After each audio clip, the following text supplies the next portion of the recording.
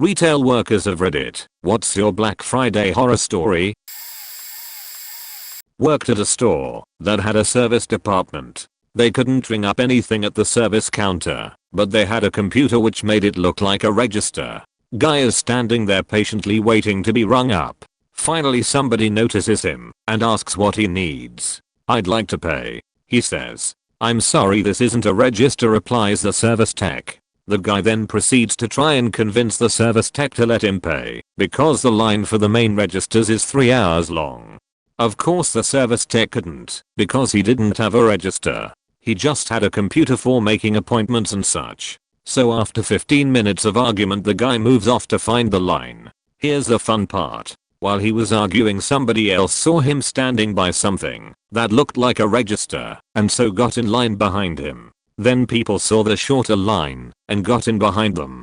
With nobody to control it, the line to nowhere grew quickly. 15 minutes was all it took for the not line to snake all the way around the department. So when the doofus who started this whole fiasco went to find the right line, he found the end of the line he had started. Then the guy behind him heard that there wasn't a register, so he followed the first guy. Then the next customer followed the second and so on.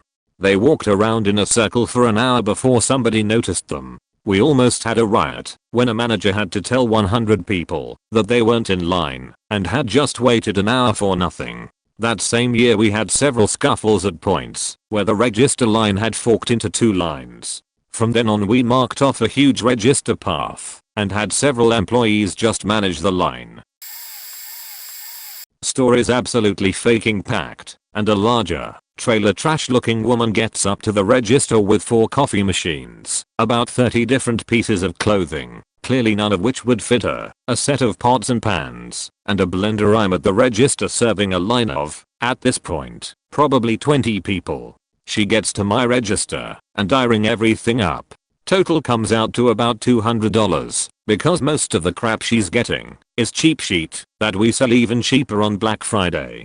Of course, as soon as I tell her the total, I'm wrong. So is the register. Apparently, you double scanned most of it. It should be half that price. Hell. No, I didn't, lady. Learn to count. Fuck, I wish I could say that to her, but my manager is literally right behind me on the other register and would chew me out like no tomorrow. So, in my nicest, most sarcastic tone of voice, I reply, I don't believe I did. You can even see it right here on the register. If you really want me to, I can start over to make sure nothing scanned more than once. Though of course, she ignores the whole damned thing and just tries to pay. She's clearly not been to the store before because our old as fuck register system requires us to take your card and swipe it ourselves. She spends a few seconds looking around for where she can scan her card, and I chime in, we have to scan it up here, ma'am. System is too old for us to have something where you scan the card. I'm so sorry about that. She's already pissed enough and trying to fight with me about her scanning it herself.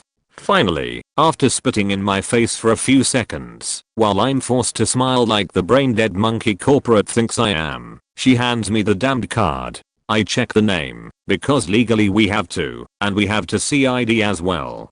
Well, I see the card and immediately expect a she chow because the first name on it is David.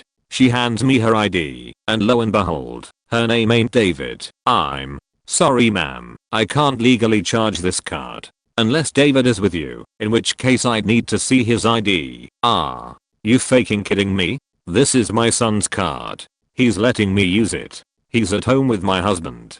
Fuck me, as if this sheet wasn't bad enough already. I'm sorry, I can't swipe this card unless it's yours. Do you have a different card on you with your name on it? After grumbling for a bit, cunty McBeachface hands over a different card. Go through the normal motions. Card faking declined. Fuck. How can this get any worse? Your card was declined, ma'am. Cue me getting screamed at in front of an ever-growing, impatient live audience. Let me talk to your faking manager. At this point, I can only pray that hell itself will swallow this demon up, or at least end me, so I don't have to deal with it. Point. My manager turns around from her register, says, just a moment, ma'am, I'm finishing up this transaction, then I'll be right with you. Of course, this little old lady ain't got the time for that. At this point, I'm pretty sure my line at the register should be paying me for the entertainment they get out of this lady unloading all of her batshit on me. My manager finally turns around and has me switch to her register for the time being while she handles the crazy. I managed to get a few people through the register while I hear screaming coming from both sides, as my manager isn't great with being yelled at. How the fuck did anyone think that was a good idea? I get a few comments and looks from customers basically saying I'm so sorry. We are not all terrible. Finally, I hear cunty Mick Beachface over there yell that she'll put all her shit back and go shop somewhere else. Turns out that's not what she did. Instead, she ended up going to the exit on the other side of our department and trying to walk out with everything in the cart. My manager sees this and calls LP, and so does the cashier on the register down there. LP sends some of their guys over to her, and they try and stop her after calling the police. Now, I didn't get to leave the register because we were faking packed, but I was told she tried to fight a few of the people from LP before the cops got there. Ended up with her getting arrested. The rest of my day sucked anyway, but that made it a bit better. I worked at Walmart during Black Friday about 12 to 13 years ago. The hot items that year were $10 DVD players and trampolines. The DVD players were stacked on 2 tables near the registers and the trampolines were in sporting goods. I'm walking to the receiving area in the back and someone from sporting goods asks if I can grab a U-boat or L-cart to load up the last trampoline. I had to go all the way to grocery to get one, and as I'm coming back, someone asks about an item. So I walk 2 feet away from my cart and some woman grabs it and runs towards sporting goods. I get there and the woman and husband are loading up the trampoline, and it wasn't even for them. The other lady that had it and purchased it had receipt and all, just needed a carry out. Said hey, that's mine, and the husband got in her face and said what are you gonna do about it, beach? They started to walk off, and I was shocked at that point, and the husband looked at me and said the fuck's your problem? I just smiled and told the sporting good guy to call management. The husband then said run, honey, and they booked it to the front. They made it out of the store with a trampoline too. Then I get to the front near the $10 DVD players. One older woman grabs the last one left on one of the 2 tables. Another lady grabs the same one. They scuffle. One lady decks the other one into the other table full of $10 DVD players and they all fall over, and she runs, never faking again. When I was in school, I worked at Walmart for the holidays. They had a fun agreement where, if you worked Thanksgiving 6 PM until Black Friday morning 6 AM, you didn't have to come in Black Friday. Fun, right? So after Thanksgiving lunch with my boyfriend's family at 4 PM, I headed to work where I put on an oversized yellow smock with a blue sun on it. I was put in charge of 70-inch plasma screen television vouchers. I was given 7 vouchers to distribute at 8 PM, so customers could go to the register, pay for the television, and have it loaded into their car around back point. So problems arose very quickly. A line for the 70-inch television began as I started my shift at 6 PM. As soon as 7 people formed a line, I had to turn people away. At 8 PM, the vouchers were distributed. Customers 1 and 2 were husband and wife. They were an older couple who brought camping chairs to wait for their 2 vouchers. Here's where the mess started. Customer 8 approaches me for a voucher.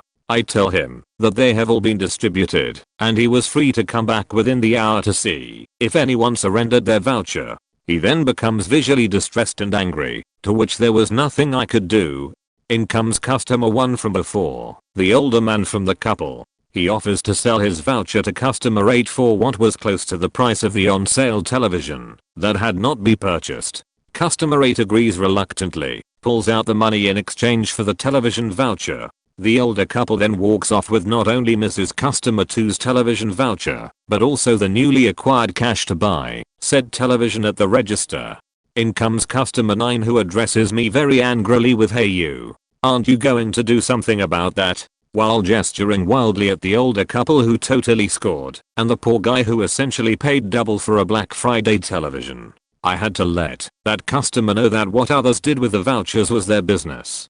This guy got way too close to me, and one of my coworkers noticed and came to help. The guy then takes off in a huff and claims Walmart cheated him. 2 months later, I quit to work in my licensed field and never looked back. Years later, still no regrets. I don't even like going into the store I worked at.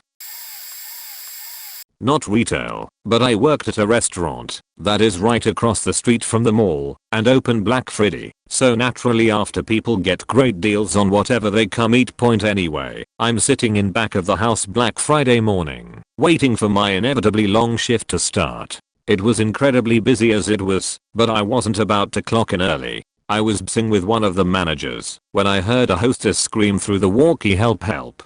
So I immediately rushed to the entrance to see two grown men on the ground fighting, one in nothing but his underwear, and my shift lead trying to pull them off each other while screaming, faking stop. This is a family restaurant, there are children here. I jolted forward in an attempt to break up the fight. This is where it gets weird. Everyone is gathered around this small area watching or trying to help when someone grabbed a fire extinguisher and started spraying us with it. So we have a bunch of people trying to break up a fight between a man in his underwear and some other dude and someone spraying us with a fire extinguisher while we have Christmas carols playing in the background. Finally we get the fight broken up. Cops show up. The whole 9 yards. Turns out the guy got the last TV/voucher or whatever for the Best Buy, and the other guy got pissed and followed him over to try to buy the TV from him. The one who got the TV told him to fuck off, so this guy took off his pants and they got into a fight. Guy 1 got the last TV/voucher from Best Buy, and guy 2 was very angry about that, so he followed him over to the restaurant to try and buy the TV from him. Guy 1 told guy 2 to fuck off, so guy 2 took off his pants and started to fight guy 1. Worked at Walmart years ago. One of my mangers thought she was being sneaky and swapped my Black Friday off shift with an on at 9 AM. My shifts normally didn't start until 1 and ended at 9, so this was utter bullshit. I was in the bakery department and had to work all of Thanksgiving the day before, and they ended up needing more help. I came in at 6 AM that day and worked a 14-hour shift because most of my team had been given the holiday off. My manager's excuse being, "You're young. They have families they need to be with and kids to celebrate with." So I was pretty angry.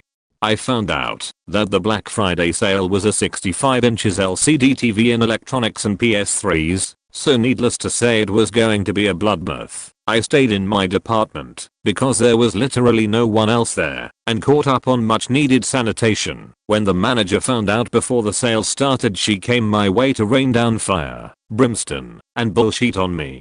Thankfully, I could use their own bullshit policies against them. There needs to be at least one member of the bakery crew on hand to write on cakes, and since I was the only one there, they were shit out to luck. I got out of Black Friday bullshit, got an easy day of work, and the perfect spot to watch the chaos all while screwing over a manager I hated. It was a beautiful day.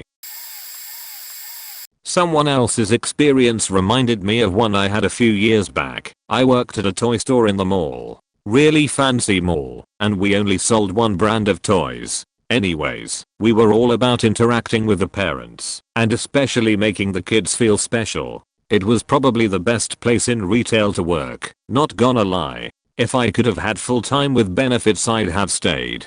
Anyhow, early December a woman comes into the store with her 2 children, probably aged 5 and 7, no older than that.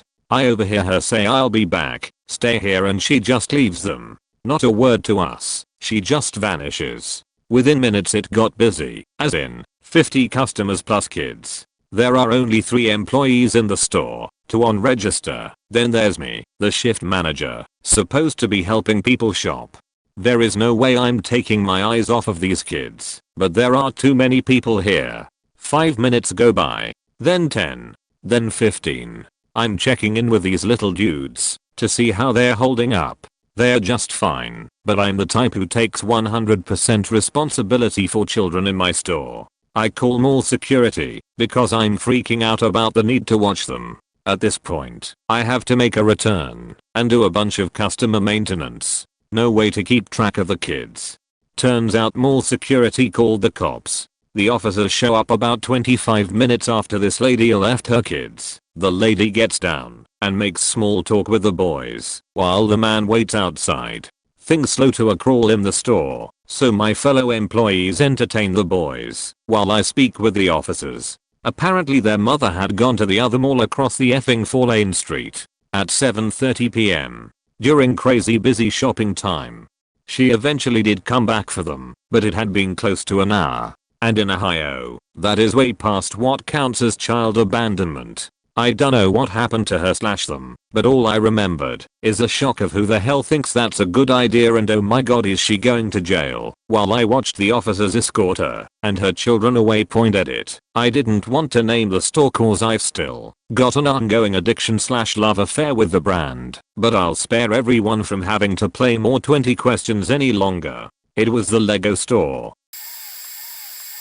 I worked as a cashier at Target 2 years ago on Black Friday. My particular store opened at 7 on Thanksgiving, and I had to be there from 6 p.m. to 6 a.m. I don't know how many other stores do it, but for mine we had vouchers for the big ticket items like the new iPads and huge HD TVs etc. So there usually wasn't a stampede of people and the lines to the registers were set up very efficiently.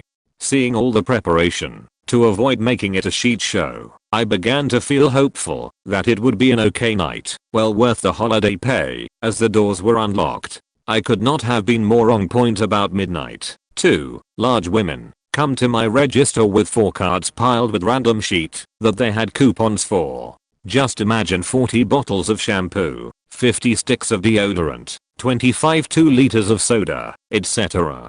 All just piled in there. I take a deep breath and began scanning items, and as I tell them the total, somewhere around $800, one of them pulls out a wad of slightly damp coupons from her bra. Stifling the urge to vomit, I accept them and proceed to scan/attempt to scan roughly 200 coupons. After doing about 20 of them with only 3 or 4 working, I decided to look at the coupons and sort them into expired and non-expired as well as coupons from other stores that we didn't take. We would take manufacturers' coupons and Target coupons, but we wouldn't take a Bed Bath & Beyond coupon.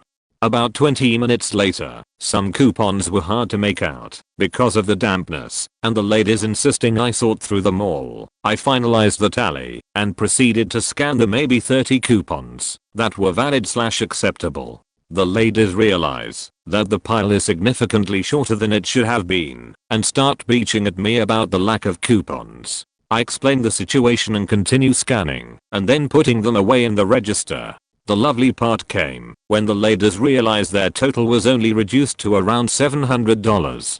Screaming that I was trying to scam them, the lady demanded I scan all the coupons. I politely explained that I could not scan the majority due to them being expired or unusable at our store. She then asked what discounts I could give her, and when I said that I couldn't give her any besides the normal 5% if she paid with a red card, she began pulling at the neckline of her shirt asking if there was anything she could do to get a discount.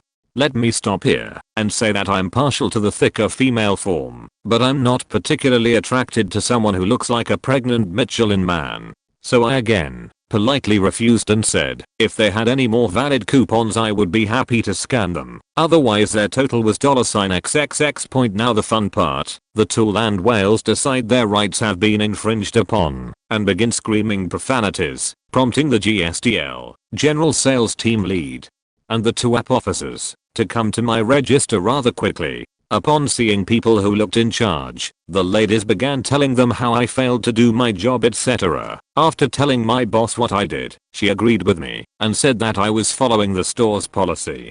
The ladies then tipped over all 4 carts full of their sheets, spilling it all over the aisle, threw a change at me and my GSTL, and proceeded to waddle out of the store. I quit right then and there and am now loving my job at a bakery. TLDR. 2 land whales dumped 4 carts full of sheet in the aisle of my register when I wouldn't give them extra discounts or scan expired/invalid coupons.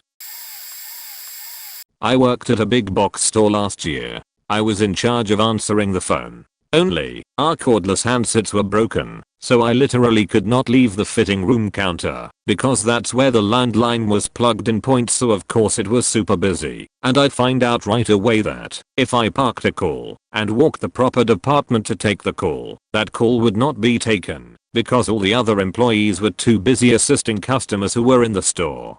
Even if I asked a question about item availability over the walkie, nobody answered because they were too damn busy. Yes, our store had little scanner devices that we could use to check on item availability. But not a single damn member of management in that store thought to reserve one for the telephone operator. After asking for one over the walkie 3 times and receiving no response, I gave up. The end result of this was that customers would call to see if we had an item in stock, and I would have to tell them that, to be honest, I had no idea. As you can imagine, the customers did not like this at all. One of the managers installed new cordless handsets about an hour before my shift ended, but the 8 hours prior had been absolute hell. And a few days later, I got pulled aside by a supervisor who hasn't even been in the store during my shift that day. She said that apparently I wasn't my usual cheery self on Black Friday, and that I had told a customer over the phone that I didn't know if we had an item in stock. The customer had actually called back and complained. It took everything I had not to go off on her, and the only reason I didn't was because she wasn't there during my shift, and none of it was her fault. But to the other members of management, of faking course, I told that person I didn't know if his item was in stock. I had literally no faking way of knowing. You did not give me any of the tools I needed to do my faking job, and you ignored me when I asked for them. And then you wanna coach me on my customer service? Oh hell no. That's on you, fakers. I'm so glad I no longer work there. I'm working in a high-end clothing store that rarely goes on sale. It's a small storefront, so any more than 20 people inside, and it's pretty packed. It's faking 9:30 in the morning, and this family comes in with 2 kids who are faking wired on sugar, running around, acting like idiots, and the parents are doing fuck all because their favorite douchebag jeans are 40% off. The store has a bunch of metal pots and baskets used for display, which we couldn't put in the back because corporate would throw a sheet fit. Faking little Timmy almost dies by near falling on a large metal basket with sharp pokey things on it. My manager, in a calm but obviously annoyed tone, says, "Kids, it's not a playground." This leads Sally soccer mom to lose it. "How dare you talk to my kids like that? Who the fuck do you think you are?" This naturally cues her husband to become Billy Badass and try to fight my manager, who is all of 5'6" and maybe 130 pounds soaking wet. I walk over, being 6 foot and 190 pounds and slightly more able to defend myself from Billy Badass, and ask them to leave the store or I'll call security. Get told to fuck myself because they aren't leaving, so I better call the pansy as mall security. Mall security shows up, and by the grace of the Black Friday retail gods, the one security officer who is actually intimidating responds. Former university football player, like 6'6", and built like a brick sheet house. Billy Badass suddenly no longer wishes to engage in fisticuffs with the pansy as mall security and quickly leaves with his family with security in tow. Former GameStop manager. The worst one I ever worked was 2006. Everyone wanted a damn wig. When I got to the store at 4 AM to prep for the 5 AM opening, there were people wrapped around the shopping center in a line for the damn thing, even though I had a sign on the door explicitly stating that we could only guarantee them for the first 6 people. When I made the announcement to the folks in line, I thought I was about to get my ass kicked by more than a couple plus grandmas and soccer moms who had been waiting since midnight. After opening, our systems were unbearably slow when processing credit cards, but they still worked. The rest of the day was busy, but not too terrible other than the beachy people who couldn't find a wig. Fast forward 3 days later, a lady walks into the store with a bank statement and starts laying into me about her card being charged $200 4 times, processing, not drafted yet by the way. She insists that she won't walk out until I give her $600 cash from the register. It ended with her and I on speakerphone with my district manager, who politely told her to piss off and call her bank. Cops were very nearly called during the ensuing screaming. This is with a store packed with customers. Fun stuff. As it turned out, our credit card processor had been overwhelmed that day, and this turned out to be a wide issue. It was the explanation for the system slowdown on Black Friday. The charges dropped off after a couple days edit. As others have mentioned, she had every reason to be pissed. I would be too. This woman made it very personal To the point where she was taking liberties with my sexuality and parentage. Be pissed, but you can be angry without being a raging cunt. Worked at a car wash in College. We are busier than a one-legged man in an ass-kicking contest, but we are keeping up. Then, an Ashat comes in with a uneven point. Now, this alone would merit a fine story in and of itself. But here, we get to the good bad part. Puke all over his dashboard. By which I mean, puke of mythological biblical proportion. Apparently, the guy out selling the car washes was too busy to notice said puke, and put him in line.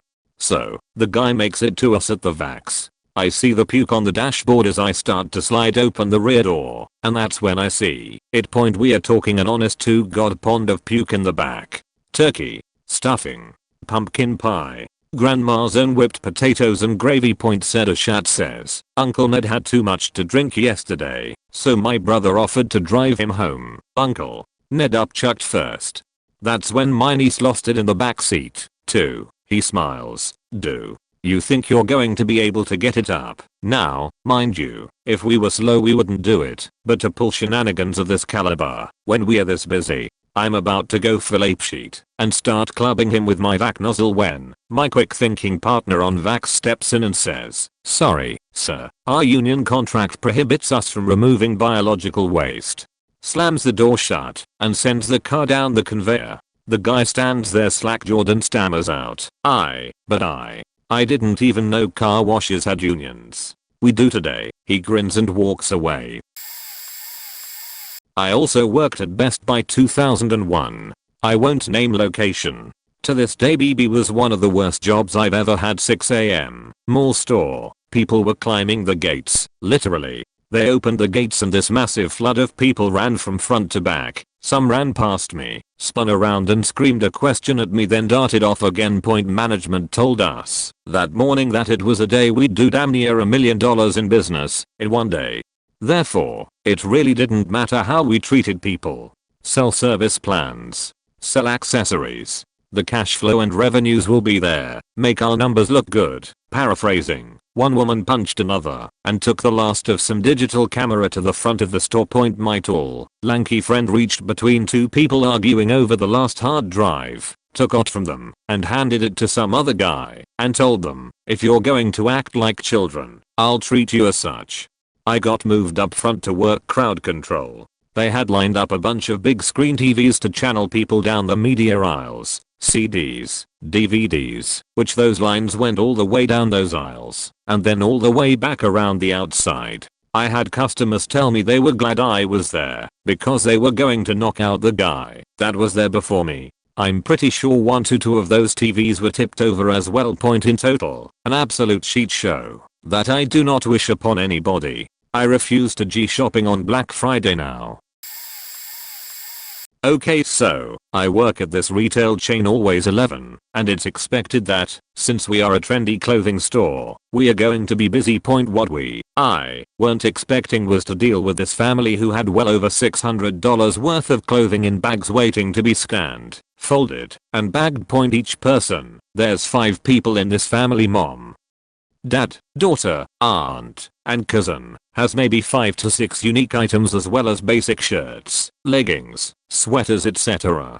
After folding maybe 10 items I start to fold another and the mom says actually those need to be bagged separately from these clothes. All of them need to be in separate bags. It's 12 PM on Friday, 12 on a Black Friday. We have a line already of maybe 25 people and we have all 5 registers open and trying to get to as many people as possible, but I have to go and bag these items. It's annoying as heck, and it took over 20 minutes to get through everything, fold everything to the aunt's folding standard to boot. So finally it's time to tell the total and for the family to pay. I tell them their total, which is around $620, and they take forever to pay and leave. So finally I go to check out my next new customer. This really nice black lady who's buying jewelry for her sister as her Christmas gift. Her husband is retired army and she's proud of him. Her total is like $48 and she hands me a $100 bill. I check to make sure it's real and press page down to go to the next page. to complete the transaction and the servers are down. All of the registers are full with people trying to pay. We now have a line that's getting close to one of the doors in the store, and the servers go down. We have to manually write down the item numbers of the things that are getting sold, as well as having to manually run the credit card machines like it's 1950. It took over 10 minutes to do a single customer and the servers were down for what felt like hours. Definitely not a good day. I only ever worked one Black Friday in my life. It was during my time at a craft store. There are two things that were constant during my year working there: the fact that every day was extremely slow because we were never too busy, and the fact that for some reason 90% of the customers that came in were more rude than anywhere else I've ever worked. So I'm thinking I'll have the typical rudeness, but it won't be too bad because we are always so slow. I couldn't be more wrong. For the first time ever, I couldn't spend Thanksgiving with my family because I had to work at 8 p.m, so I was already in a bad mood. That night, I had things thrown at me multiple times, was screamed at much more than usual, and was trampled by a gang of old ladies as I was attempting to head back to the break room. But the worst moment came when a customer tried to buy a pack of scrapbook page protectors. The customer was attempting to buy a pack of 25, but was convinced the price was wrong because she was looking at the sticker for the pack of 10. She screamed at me for a good 5 minutes while I calmly tried to explain the price. Finally, it ended with a quote, "You're ruining my Thanksgiving, you stupid bitch." Trying not to scream back after that comment, I replied with, "I'm sorry to hear that, but unfortunately, I cannot give you the lower price as it was not mislabeled." She responded to that by throwing a punch, which I ducked. My manager saw the whole thing and the customer was escorted out and banned from our store. Oh boy. A reason to tell the story of what happened today.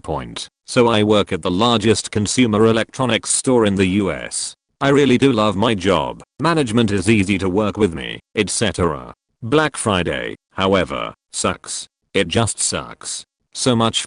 Today is like any other. I get there about 45 minutes before we open at 8 a.m. Help everyone prepare, etc. Store opens. Things are going smoothly. I'm wearing a sweater over my uniform because it was slightly chilly outside. So I'm about an hour into my shift and something dawns on me. I'm sweating. Like really bad. Now, I'm a big guy, but not big enough to be sweating while standing still. So I knew something was wrong. It dawns on me that I'm suddenly getting really sick. I call one of my coworkers over and tell them to finish this transaction I'm on and I bolt. Now, fun fact about our store is we are really small. So small in fact that the men's bathroom only has one toilet. So I burst into the door and it's shut and locked. So into the trash can all of my Thanksgiving goes. I'm just heaving into the trash can. Some guy walked in on me and just noped the fuck out. I felt like garbage. So I finish and manage to worm my way back outside, and my GM looks at me and he can tell that I'm sick. He tells me to hop on a register no one uses, and I just stand there in my own corner for about 10 minutes, and then it hits me again. Off running I go again. Thank God the stall is open. So I just start all over again, but thankfully in my own area. Afterwards I buy a water and sit in the break room to try to battle this inner demon that is trying to kill me from the inside out. It wins. It wins and it makes it infinitely worse. Throw up in the trash can in the break room and then it starts coming out the other end.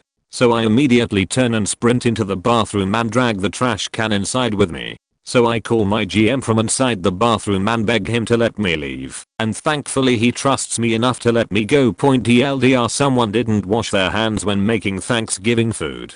I threw up in every corner of the store, then sheet myself, and had to abandon a good pair of underwear in the trash can in the bathroom. Oh man, caught this late, it'll never get upvoted but fuck it. Worked in retail 4 years and Black Friday was the big one. I work selling digital cameras were really at the height of popularity. This guy came in with his 10-year-old kid and took a shitty camera that we had this protective wire called spider wrap or something. Anyway, he took it from the shelf and was walking around the whole store for a real long time and never bought a thing. Just walking around with the camera while his kid was playing video games. Eventually he wandered near the bathroom and snuck in with the camera. Our loss protection guys saw him right away and immediately went into the bathroom. He was in the stall for a while, so eventually the loss protection guy started banging on the stall door saying something like, "We know you have a camera, sir." Long story short, he was trying to flush the camera down the toilet. I guess he figured if he flushed the camera down the toilet successfully he could rip the box apart and flush that too. Only problem was he faked the toilet up good and made a bit of a mess. Eventually he gave up and came out with an empty box. One of the managers said that we needed to recover that camera to prove he stole it, so another manager of ours was like, "Fuck it," and pulled his sleeve up and went in. It was hilarious to see one of the supervisors dry heave when he saw the manager fish for a digital camera in a toilet. Anyway, they found the camera and called the cops. To make matters worse, he barely spoke English and we needed his son to translate. It was kind of sad to see it go down like that. Quite a story to tell, definitely made it an interesting day. TLDR caught a guy stealing a camera and he tried to flush it down the toilet.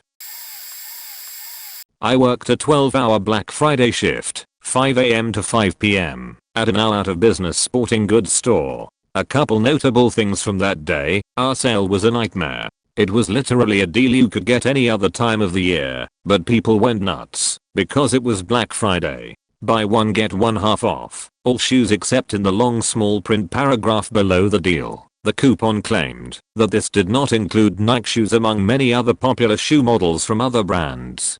Cue customers throwing a huge fit when they came up to the register and saw that the deal didn't go through.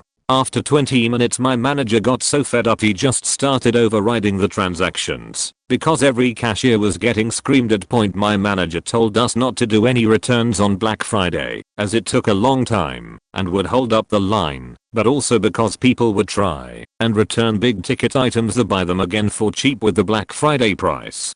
I had this couple come up and try and return a small trampoline, and I knew for a fact that they were just trying to buy it again because it was on sale for $10 less than the price they paid. I informed them that I couldn't, and the wife freaked out and beached at me for a good 5 minutes. My manager basically told her to leave, and she was fuming, while the husband tried to calm her down. 2 hours later, the husband is back wearing different clothes, sunglasses, and a baseball hat.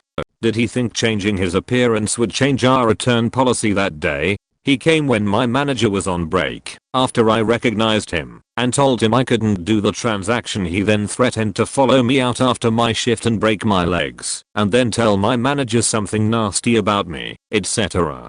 Honestly, it was a bunch of shit and very disturbing, but everyone was way too busy to notice or care, so I just did his faking return.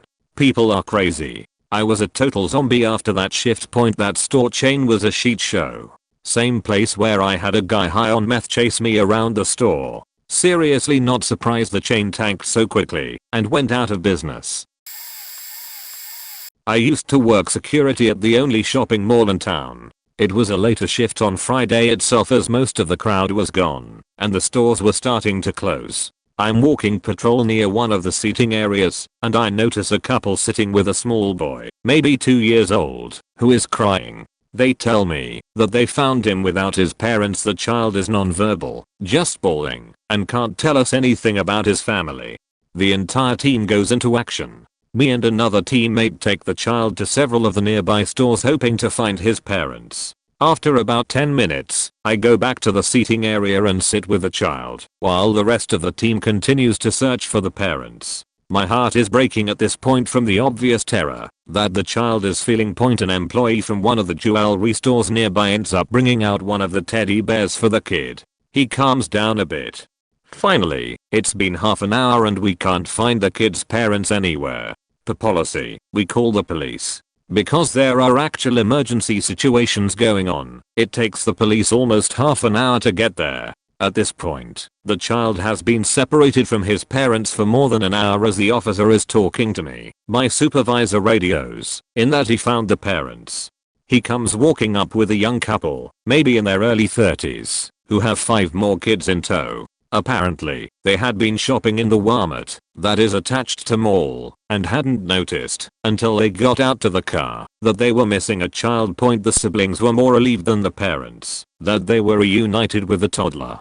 And to top it all off, the mother asked in a very annoyed tone of voice where he had gotten the teddy bear. The officer asked the parents some questions to make sure that there was no obvious abuse going on, got their information, I'm hoping so that child welfare could follow up and let the family happily go on their way.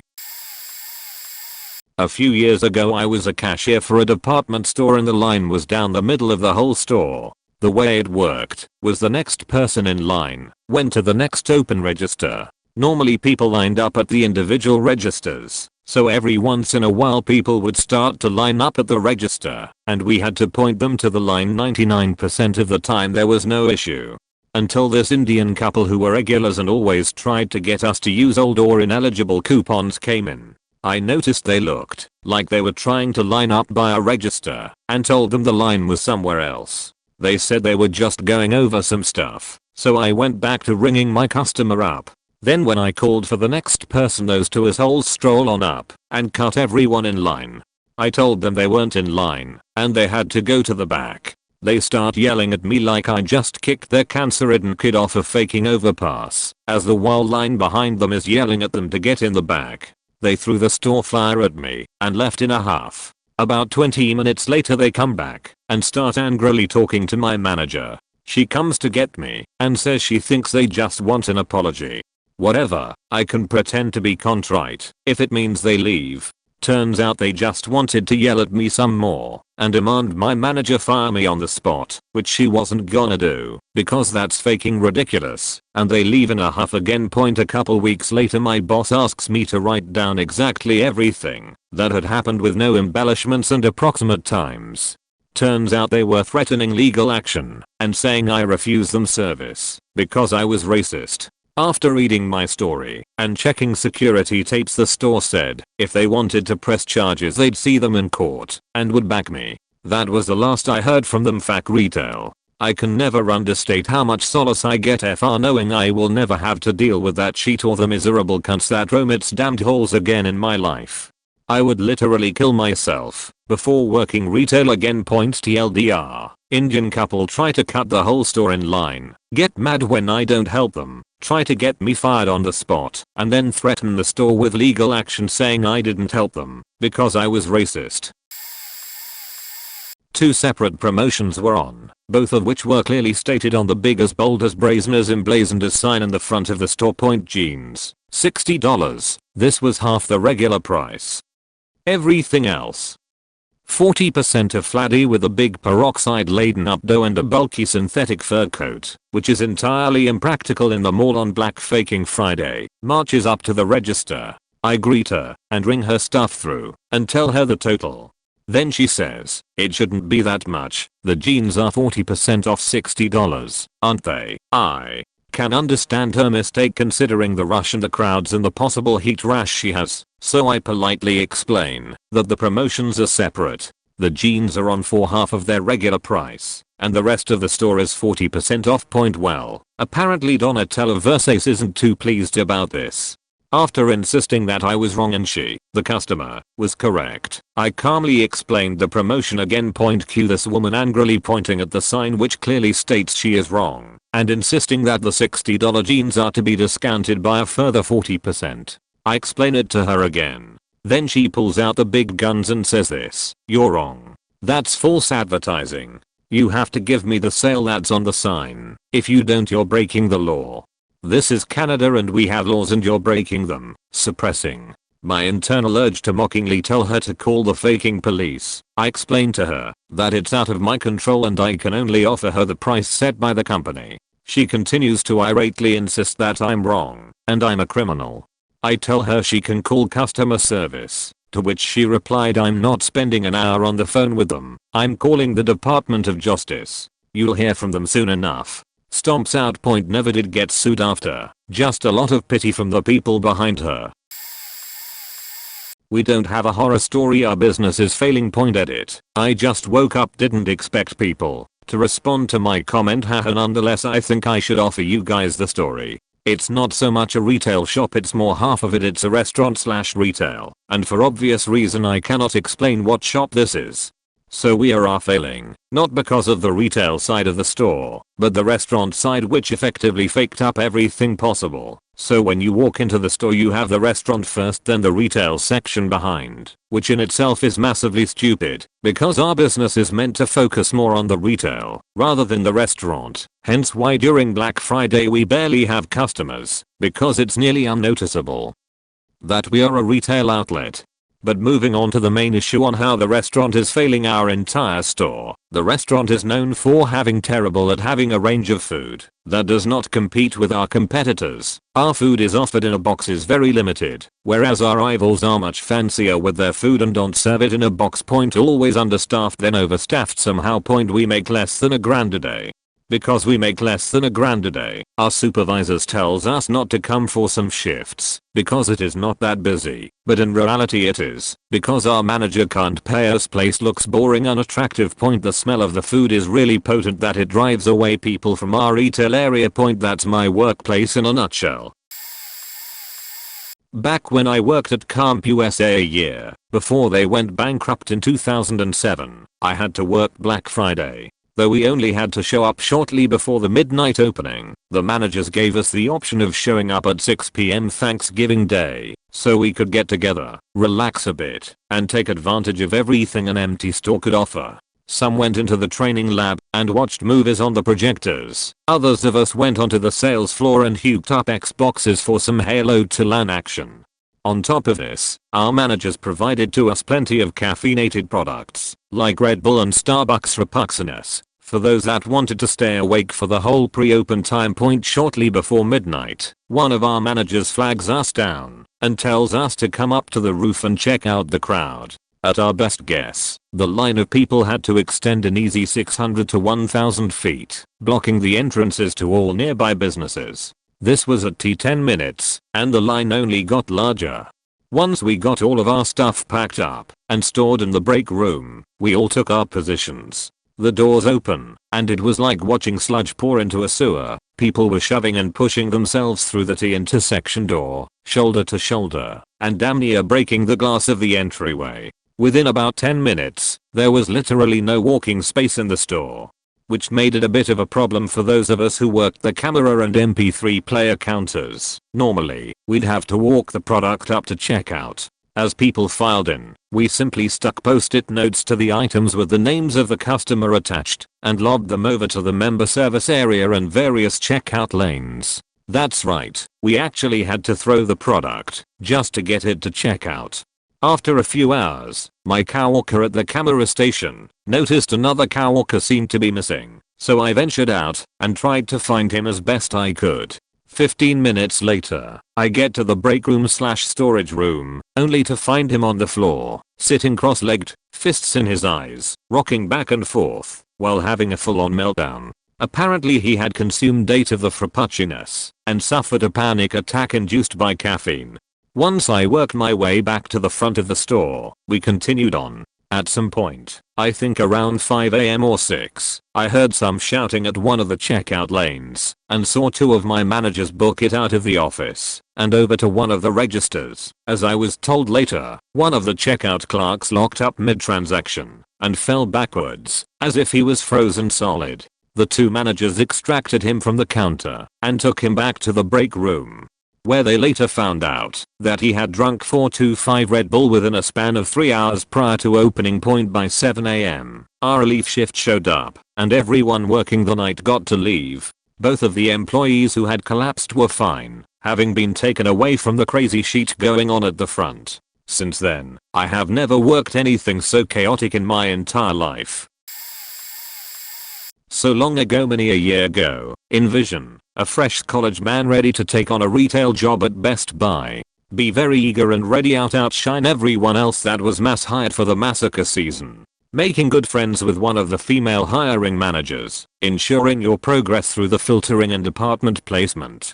God, don't let me end up in media. Everyone is bitter and mean there.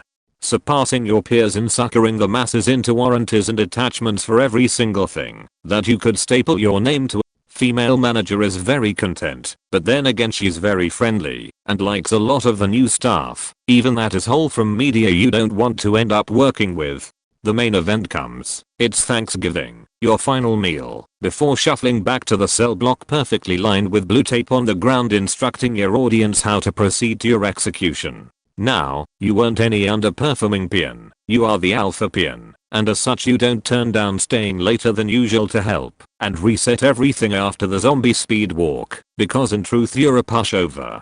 Time nears when all is done and you're cut. Now to rest, grab a soda from the break room and head home to your girlfriend's, wake her for a disappointing but frustrated thrusting, and get some rest to get back to the apocalypse. Too bad you sat down on the couch and blacked out. Unsure of how much time has passed, but certain it's been minutes. You walk out of the break room into absolute faking darkness.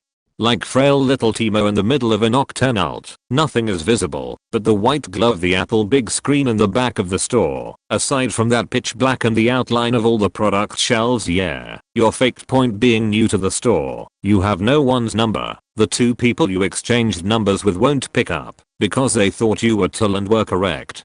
So next logical thing is to panic. Rush to the loading dock, maybe buy some form of hooker magic. There's the inventory guys working late into the night as they always are. Fuck no. It's the day after Thanksgiving. They got shit to do. At this point you're contemplating camping home theater section and making it through the night, setting up a printer fort to survive any attacks from the ghost of doorbuster fatalities from years past, like your goddamn I am legend, last man alive on the earth encompassing these brick and mortar walls. Hell, you almost broke open one of those mechanical dogs that explode to pieces when they fall a distance greater than 1 foot, like the Star Wars BB-8 toys that follow you around relentlessly to their crunchy deaths like an obedient Mudderkin. Too bad you didn't, because you lost you never around hour 1 and call the cops.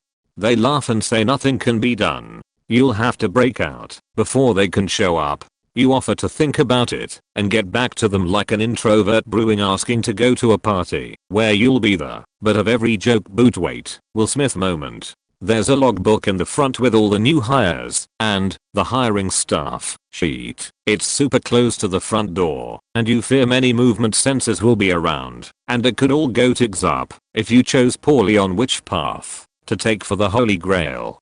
Time to go prone and wiggle to the desk as a belligerent salsa dancer with the carpeted concrete. Make it to the desk, reach around under blindly flailing about like prom night all over again. Success, like the first hook, got it the first try and all the juicy redeeming numbers with it. Oh my god, the super nice female manager's number is on there. Speed dial with surgical precision, voicemail. Dial frantically again, this time though, voicemail, and for the next 10 dozen times too. Time to guess who the rest of the names belong to and dial out. No pickup. No pickup.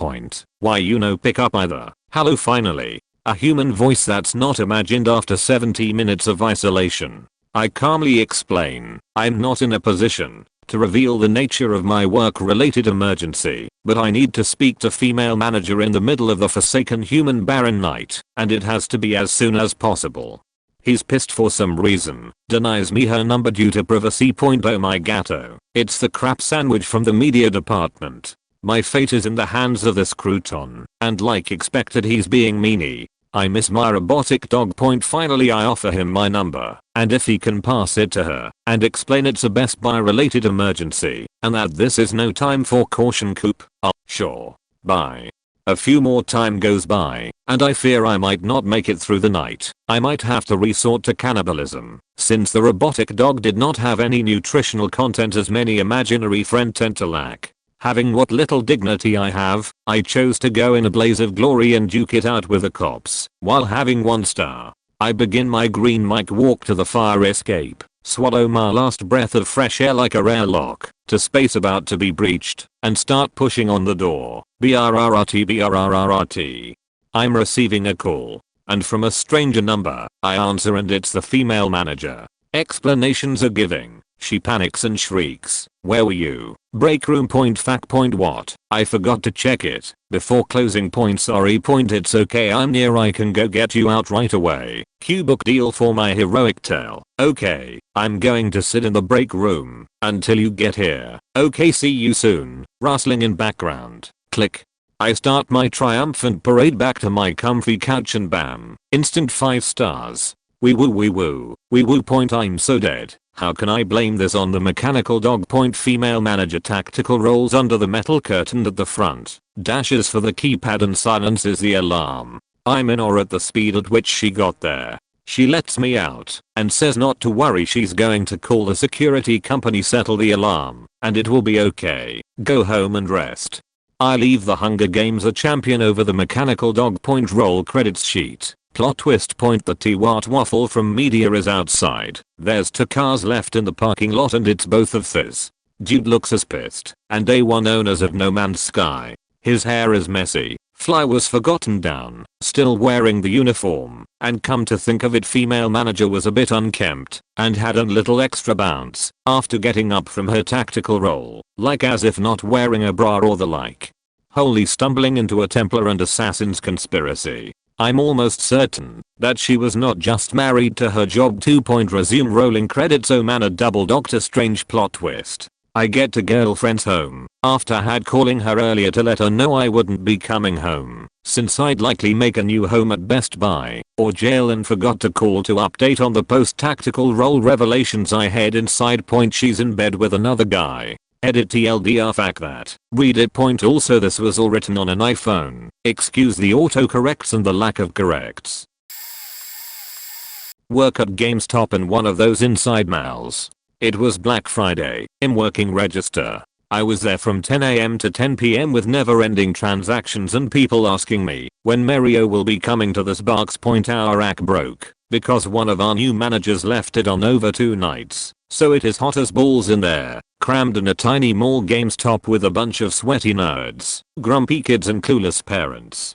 We hear one kid complaining how he needs to go to the bathroom. He's like 3 maybe, and I can hear the dad tell him to be quiet. Whatever, complaining kids happen. It's a long as line. I don't blame them. They buy their things yada yada and leave. No one thinks twice about it. It starts to hit the afternoon, and it just gets warmer in there, and it starts to smell of more than just sweaty nerd.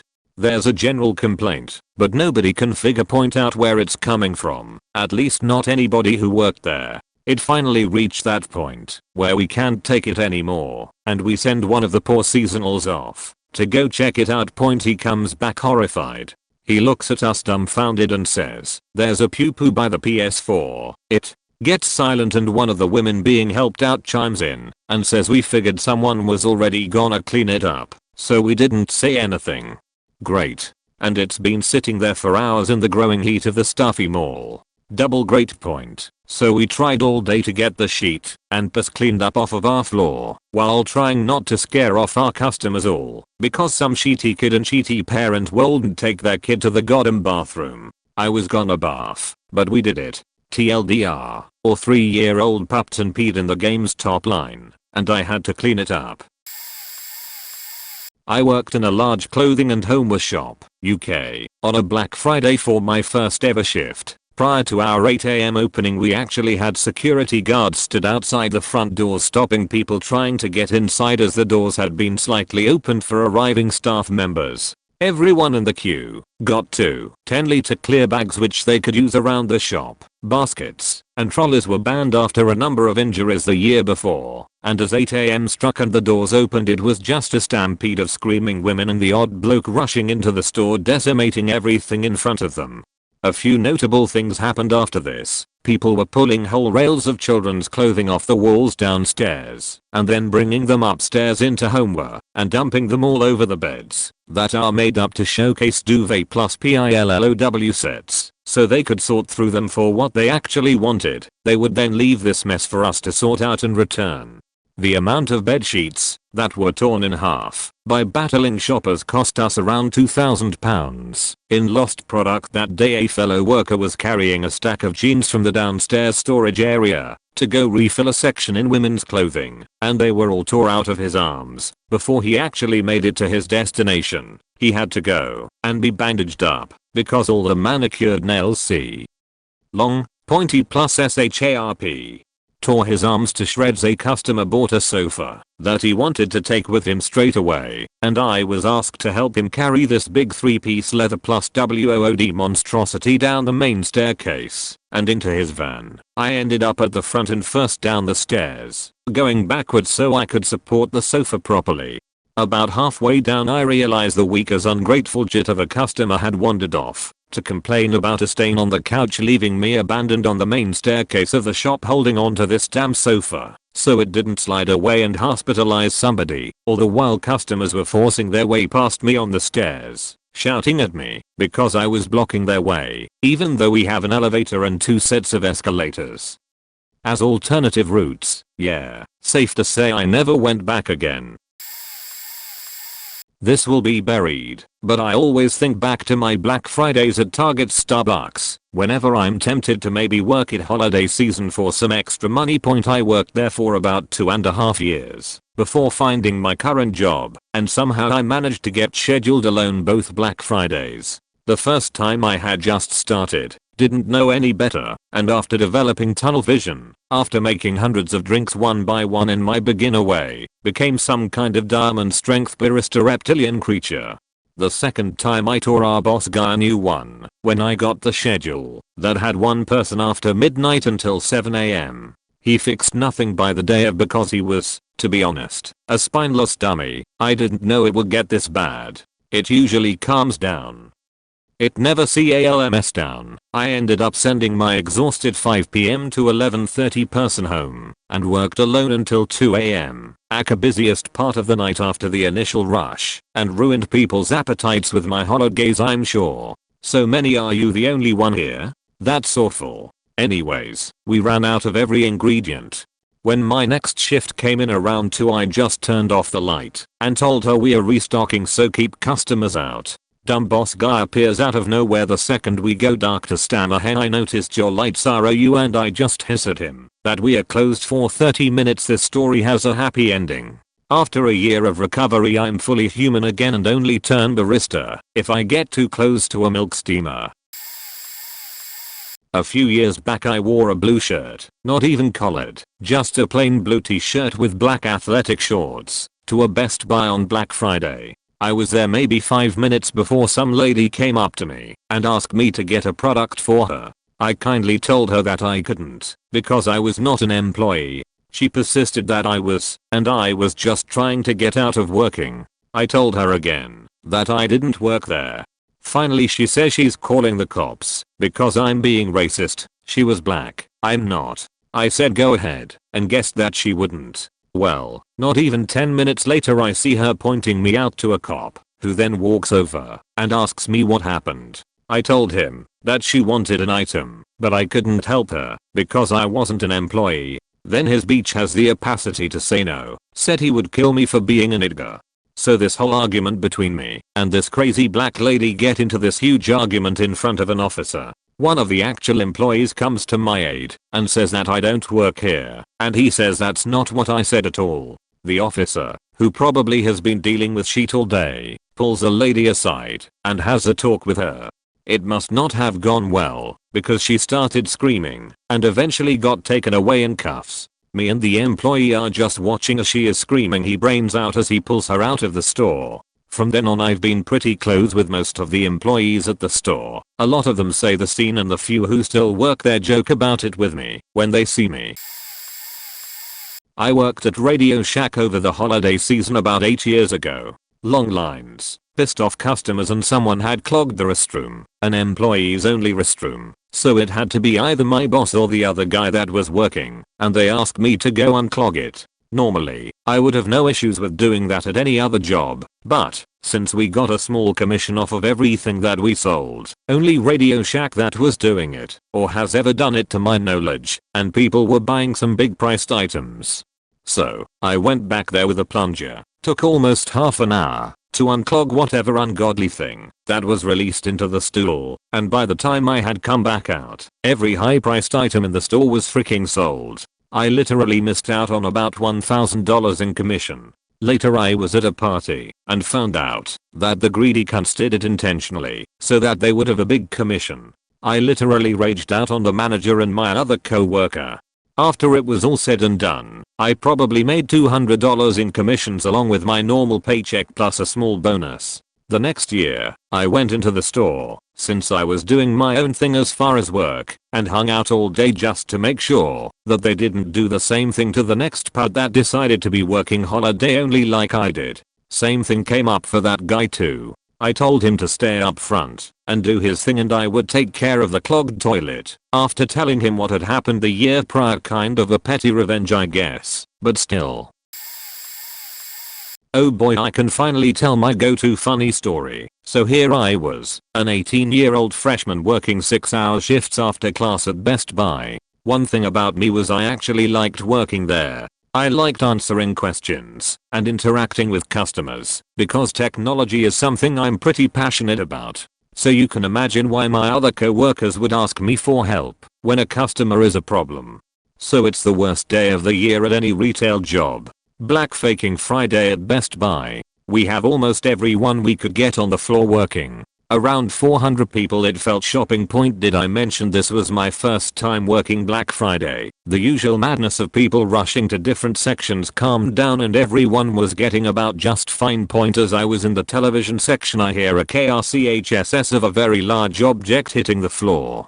A burly guy in a flannel shirt just made a faking 40-inch TV fall on the floor. This was one, if the one sitting on a shelf on display point, and as luck would fact me our quietest and most timid employee was closest to him. It was also within her first 10 days there. She didn't even speak to him before looking at me bulge-eyed like the fact do I do. So I did my Best Buy employee half jog over to her and Mr. Flannel. He's kneeling beside my co-worker and the TV. And there's a pretty big dent on the TV and the screen is faked. Sir, I'm sorry that happened, please let me. And he says with confidence, oh no, I didn't do that. I think my co-worker just saw you cause it to fall. Right. X. Sheet. Bad move. Cue her stuttering out a very quiet yes. By now we have a few onlookers and peeping Toms. Fuck off people, don't you have grandchildren to spoil? He stands up and crosses his arms. You cannot prove I did this. I'm going to continue shopping. I think the fact not. Look, just please let X go get our manager so we can work this out. If you didn't do anything we will find out and you should be good to go. Then he just pushes past me and tries to get lost in the crowd. I'm good at interacting with customers, but I'm not very assertive, so this man was very gone. Our manager walks up behind me followed by X and asks where he went. Cue frustrated whisper yelling at me. He walked away. I said, what? Do you mean he walked away? He just walked past me. By the time I said that, my manager was on the radio all like suspect, in flannel shirt on move, and I need eyes now. I cleaned up the TV mess, and X made a comment that it feels like Black Friday now. I didn't see him again, but when I saw my manager next he was dabbing sweat from his forehead. He was a cool guy, but thought he was Ultra Manager 3000 points, so yeah, that's when I usually stop. My first and only year working retail on Black Friday was 4 years ago. I had just started working for a big, well-known retailer that is sadly popular. It was my first official job since getting my license and car. Because of a hurricane, they started hiring for the holidays later than usual, so I was able to be hired. I was there not even a week before Black Friday. Some of the deals were during only certain hours and they didn't actually bring the products to the register, but instead some paper, and we were never properly trained how to deal with these things, just given some bad instructions on another paper. I can remember the ridiculous lines. The whole front of the store was just one big mob. Before the sales began, people were surrounding the store. Different aisles, normally for food, were set up as displays for other stuff like DVDs. They blocked off all the sale displays, so people couldn't get the stuff early. Lines were wrapped around the store for the TVs and Blu-ray players. One of the worst times was when I forgot to give a customer his change. We couldn't open the registers without a cash transaction or a manager key and override. He ended up waiting for me to ring out the next customer, so I could get the register open without waiting for one of the managers who were running around like crazy. The shift was from 7:30 PM to 7:30 AM. They started sending people home around 4 AM because the customers stopped coming in. I stayed the whole time. I was naive. I won't step foot in the stores anymore. Working for them only opened my eyes about how awful the company is, especially around the holidays, when they hired dozens of temporary workers who they let go when the season ends. I can't stand what Black Friday has become. It disgusts me the way people will flock to stores during times that normally should be dinner. Black Friday is a misnomer. It's no longer Friday, it's Thursday. Too many places open up early evening on Thursday. I was sickened when I saw Toys R Us commercials for stores opening at 5 PM for sales. That's the last store that should be trying to interrupt Thanksgiving dinners. Parents shouldn't be moving up their turkey dinner so they can abandon their children at home with grandma and grandpa or whoever to go buy Christmas gifts for these kids. End rant. I used to work electronic department in a major USA big box store. One year, we had these car DVD players for like $30. There was a giant pallet of them wrapped in plastic wrap.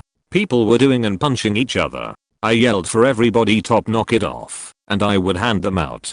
Several small kids, 6 to 10 years, were standing in the mix and a very pregnant woman. Random side note, why go Black Friday shopping when 7 to 8 months pregnant? This seems like a bad idea to me. As I handed out the players, it became apparent that the pallet was not going to give one to everyone. People realized this, and all hell broke loose. I got shoved, punched, scratched, and badly bruised. I got hit from behind, spreading me across the pallet. I bear hugged 3 of the players, and spun out of the insanity. I shoved 2 of the players into the hands of the pregnant woman's husband.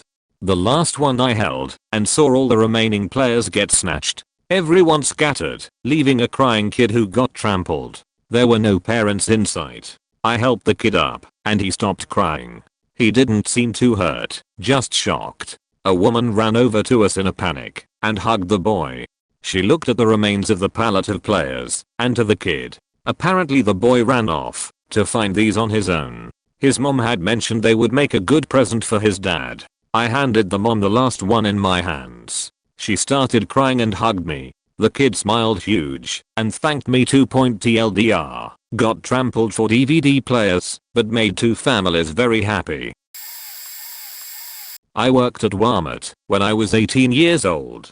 I worked in the electronics department. Black Friday actually wasn't that bad because my shift didn't start until 6 AM. Had an elderly woman ask me if we had any more 50 inches plasmas that were on sale. I told her most likely not, since the skid they were on was in the middle of an ILMT. I went into the stockroom to make sure, and what do you know, a 50 inches plasma TV. Nobody was around to help me lift it. Plasma TVs had a heavy, I assumed, glass screen back then. I said fuck it, I'm a strong enough guy, and all I had to was lift it onto a flat cart. I picked it up with one strong pull and got it on there, but when I set it down I felt as though I had strained something in my armpit. I gave the lady her TV and went on with my day. Had some eggs the rest of the day, but it wasn't horrible. Obviously didn't tell anybody. I don't even know why. Well, I went home to get some sleep because I had to work the next day. Woke up feeling even worse, and the pain had went from my armpit to the middle of my ribs on my back. I took a shower and immediately felt like I couldn't catch my breath. So I changed it to a bath. I was lying there for some time when I noticed a bubble popping feeling in my chest. I started freaking out. Worked up the nerve to go to the hospital and had a chest X-ray done. The doctor comes in and tells me I have some inflammation under my armpit and that I'd probably just pulled something. She left the room, but 5 minutes later came rushing back in. She told me I have a partial pneumothorax, but it's extremely small and should heal itself back to normal if I just take it easy for a few days. I was in bed for multiple days, and as the days passed I started feeling better. I remember even feeling sort of euphoric. So the few days passed, and I had to go back to the hospital for my follow-up X-ray. I even recall telling my mom I was hungry and wanted to stop off at McDonald's for breakfast. Well, it turns out that my lung had fully collapsed over the weekend, and I had been breathing from one lung. I felt great because I was kind of dying. I spent a week in the hospital with a chest tube in, and that's not even the worst part. See, they numb you to put the tube in, but they don't when they take it back out, and by that time your skin starts to heal over the tube. I know this story is getting long, so I'll try to be quick with the ending. I go back to work a couple weeks later, and they tell me that I no longer work there due to no call no shows, even though my boss visited me in the hospital. Lol. So, TLDR, picked up a heavy TV for some lady at Walmart on Black Friday and my lung collapsed because of it. By the way, I was happy to leave Walmart, and I joined the Air Force 3 years after it happened, so I'm much better now. Thank you for reading my novel. Side note, my usual job is working at a gas station, but my bill was a manager at a department store in the mall, and asked if I wanted to bag for Black Friday for some extra cash. I said yeah, shouldn't be too bad. Oh my sweet summer child, I was wrong. So, we arrive in the wee hours of the morning, having to enter through a side maintenance hall type entrance, because the normal entrance was packed. I get trained real quick, and assigned a register station. I've never worked a mall style retail job, but what could go wrong? First problem was this store was the department store, and all clothes and such. They had a sister store at the other end of the mall, the home store, with all the appliance and home stuff. A ton of people didn't realize this, and angrily came up to us, and asked where it was, and after we told them it was at the other end of the mall, you cold sworn I just took a sheet on dear Aunt Sally's grave, and insulted her apple pie, God rest her soul. So, a ton of people angry, that they couldn't read a flyer. Then, the cashier I was with took off somewhere for a bathroom break. Cue a ton of middle-aged housewives demanding I ring them up. When I broke the news I was a one-day employee, and had no idea how to do anything, I was basically called the lowest form of life there was, and with my lack of skills, I would be best off being turned into glue facme, and getting my degree, right?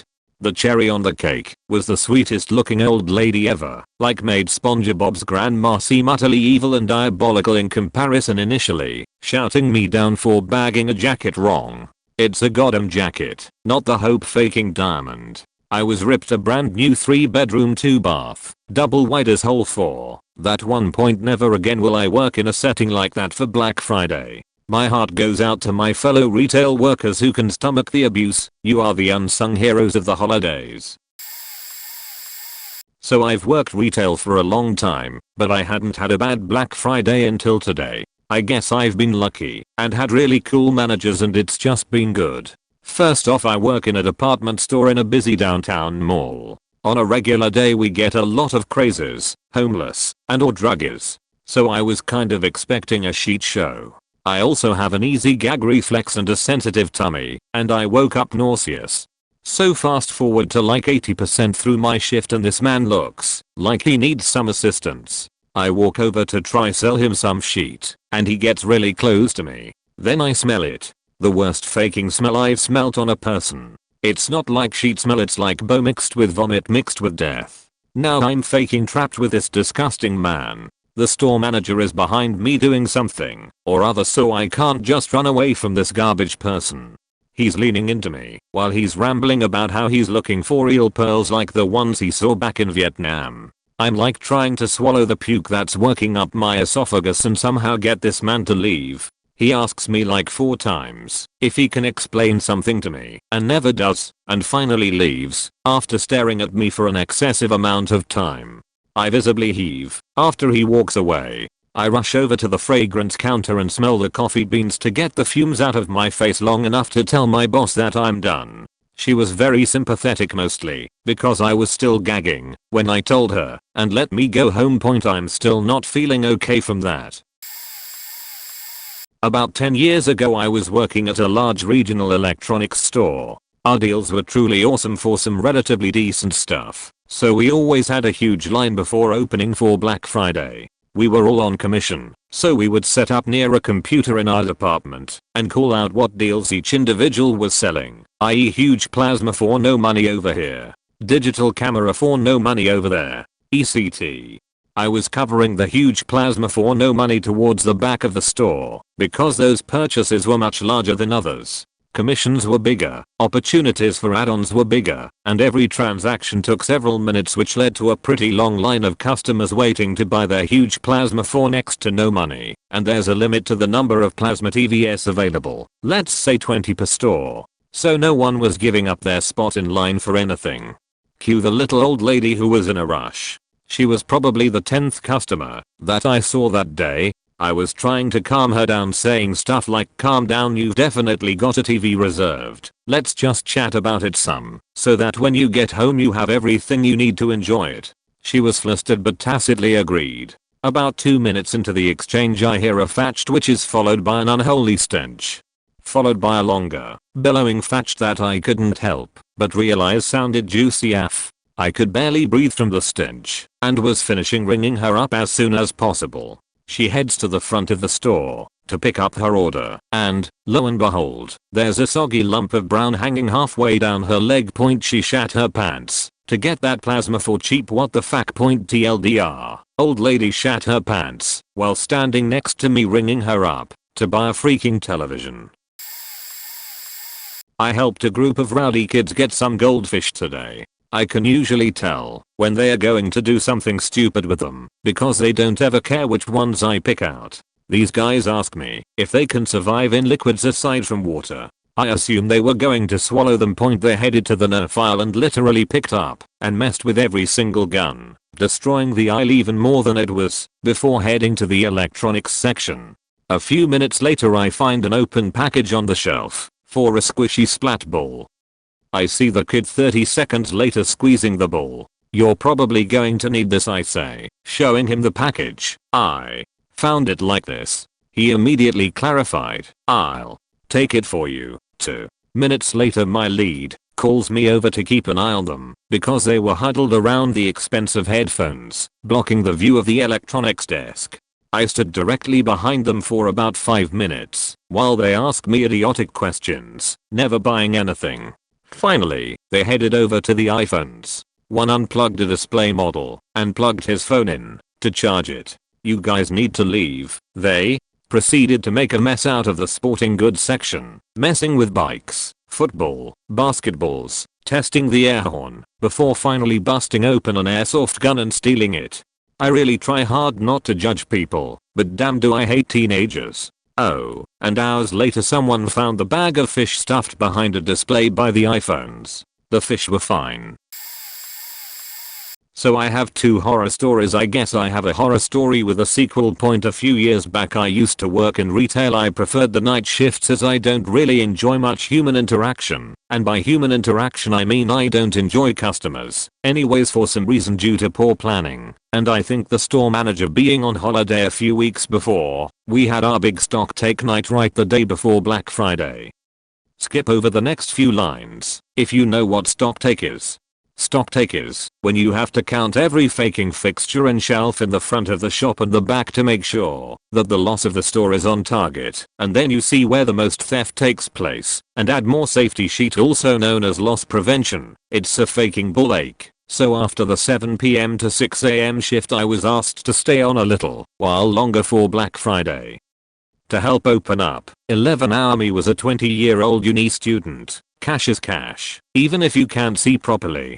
They put me in for a 9-hour shift, and it was horrible. We had the full works of absolute sheet, the systems we set in place the night before, cameras and scanners, to catch the thieves were messing with the whole store's power, because some Christmas temp had put a step-up transformer in the wrong way around. Talking the small ones, we had foreign equipment, cheaper. So the lights would non-stop flicker. A woman faked having an epileptic fit whilst I was serving her and asked if she could get a discount after her boyfriend rescued her. Yeah, what the fuck? We had the fire alarm get set off by a kid. When I took my break it went off twice because the power kept flickering between backup power and grid power. I didn't even finish my Big Mac. It got left on the side. After the whole 20-hour shift was over I never said I'd do overtime again and literally cried on the bus back to my flat. Got a hug from an old lady, sat next to me, who asked if it was because I didn't get what I wanted for Black Friday. TLDR did a 20-hour shift. Someone faked a epileptic fit, didn't finish my Big Mac, but got a hug from old lady. Sorry, I know there will be massive grammar mistakes. This is partly why I failed uni. I suck at punctuation and grammar. Will tell my second story if anyone wants to hear it. Was at the same place and involves someone dressed as Hulk. This happened today, but Black Friday related. We have Keurigs on sale, and we sold a lot yesterday. A customer comes in and this is the conversation we had at 11 AM today. C. I called last night before the store closed, and was told there was 2 Keurigs left. Where are they? I'm sorry ma'am, but we sold out early this morning. C. No, I was told you have to. Can you check the computer? Faking retail smile. Sure can. Oh look, computer says 0. I'm sorry, it looks like there are none in the store. C. But I was told last night you had to. Can you check the back? I'm sorry, but we don't keep freight in the back. I can check to see if any of the surrounding stores have any in stock. C. But I was told you had to. At this point, I'm beginning to think this woman believes she's the only person in America shopping this weekend. We probably did last night, but like I said, we sold out early this morning. C. Well, that's ridiculous. I was told you had to. You should have to.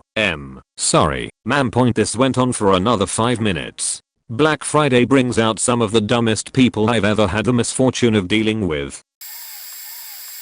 A couple years ago, I worked for a college campus store owned by a large company. Let's call it Barnes & Noble. They are notorious for not updating their software appropriately. The past decade or so had been a slump in the team's basketball sales due to a recruiting infraction. The year the infraction was lifted and the school finally had some hot young blood on the basketball team, they coincidentally just started winning and winning hard just in time for the Black Friday/holiday madness. The company had been pushing us for the past year or so to push those website sales. Turns out their website couldn't handle the volume of sales coming in due to the combination basketball/holiday spike in sales. So it resulted in us having to cancel hundreds of orders a day on the website. The sales floor stock had to be manually edited on the website to reflect actual sales. We were getting 200 to 600 web orders a day on a system that was meant to handle 20 to 50 web orders daily, and it resulted in lots of people's orders getting cancelled because the items they ordered were out of stock. Flash forward to my job, simple everyday cashier just trying to make a buck between classes so I could pay my rent and not get kicked out of college. I was fielding 20 to 50 calls a day from angry customers with cancelled orders, trying desperately to satisfy them with whatever we actually did have in stock. Got told multiple times that I ruined Christmas, that the person on the other line didn't deserve this kind of treatment, or fielded many a Ryman alumnus I didn't pay for this kind of treatment calls. All of which resulted in many an awkward "how are your holidays" conversations with my white friends' mothers, which often ended in I get yelled at on the phone every day and then cry in the bathroom and beg people to complain to corporate conversations. This is Black Friday related, but it played out over the course of 2 months and is the main reason why I quit retail, even after being offered a pretty high paying management position. During the era of the netbook, I worked for Geek Squad and in general, loved my job. It was easy, and I got fairly well paid. About the week before Black Friday we get a massive shipment of laptops into Optimize and pre-install one of 3 free antivirus trials that comes with the computers. I want to say we pre-installed about 50 of them. It's also the year that Best Buy offered a sheety compact netbook for $99 and they sold out very quick. Woman comes in after purchasing one on Black Friday. By then it was after Christmas. She tells me the screen was broken when she took it out of the box. I'm not saying that it does not happen, but it's a very rare thing. She told me how I was to send it back for repair under a manufacturer's warranty, although broken screens at that time were not covered. I don't know how it is now, and I tried to explain this to her. She was not having it. I told her that we could send the computer out to get a repair quote, but she would be liable for the cost of shipping and obviously repairs. She was not having that, so I called my manager over. We were the same age and I didn't have the reputation of being an ass, so he usually sided with me, and he did. Explaining the policy, and she still wanted the computer checked out, so I sent it off, knowing what would happen. Of course, we get the computer back after the new year now, and of course, they charged a ridiculous amount to repair it. I called angry tiny customer and explained to her that the computer came back. No ma'am, it's not repaired. I explained to you that it is not covered under warranty. She let me know she was coming to the store to have my as I'm 6'4", and as soon as I saw her marching in, I called the manager over to watch all of this unfold. She looked at the repair invoice and saw there was the charge for shipping and the quote, which she declined to pay. She gave me the same story that she told me before. She took it out of the box and the screen was split. Okay, I'm not saying you are a liar, but that is still not covered under any warranty. She demands the computer back. I point out the line on the form that she signed when checking in that Best Buy retains ownership until all fees are paid on the account. So technically, it was my computer. Why is she flipping out over $20 to ship the thing out? I don't know. So after she is cursing at me and calling me a racist, I asked her again, you said that this computer was broken when you took it out of the box, right? Yes, Mr. Trucker, what do you think I have been telling you? Okay. So I plugged it into the monitor we use for quick diagnostic checks and booted it up. It does not go into setup, it goes to the login screen that has her name right there asking for her password. She immediately shifted to wanting to return it, which was shot down. Then she tells me to keep it, which was shot down. She finally paid the 20 or so bucks for shipping, called us both assholes and walked out, called corporate and accused of both calling her the N-word and breaking her computer because she was black. My manager and I had a conference with corporate, explained the situation, and they even pulled the security camera footage to watch her flip out on me and see me just standing there with my arms crossed the whole time. Why be so shitty? I don't get it. She was obviously well off financially and just wanted what she wanted. After that, I didn't want to work there much longer. Even after being offered a pretty decent raise at another store, I ended up quitting after another incident, and the company didn't have my back as a veteran. They obviously didn't care enough to understand, and I parted ways. Not a retail worker, but a former medic that used to volunteer to work a special assignment as the dedicated unit at a local outlet mall on Black Friday because we wouldn't have to transport any patients. Another ambulance would come pick up any patients after we treated them on scene, so there would always be an ambulance there. That is, unless it was truly life-threatening, in which case I'm sure we'd transport, but that never happened. And 2, we got paid holiday pay to just hang out in the ambulance, bullshit, and watch DVDs on a tiny portable DVD player. We volunteered for this event for 4 consecutive years, my last 4 years with this division, and ran a total onto calls. In that 4 years, they both happened on my last year there, and they are starkly different. Point, we had to arrive at the outlet mall by 5:30 am, so our shift started at 0500. At about 0525 we were informed of a patient with chest pain several blocks from the outlet in a residential area. My initial thought was, this is bullshit. We are covering the outlet. We are a dedicated unit. This shouldn't be our call. My second thought was, we are closest, and if this is a serious call, I guess it's good we were close. We arrive and find a Nation family, father, mother, and 3 daughters sitting in a minivan with the father complaining of chest pain.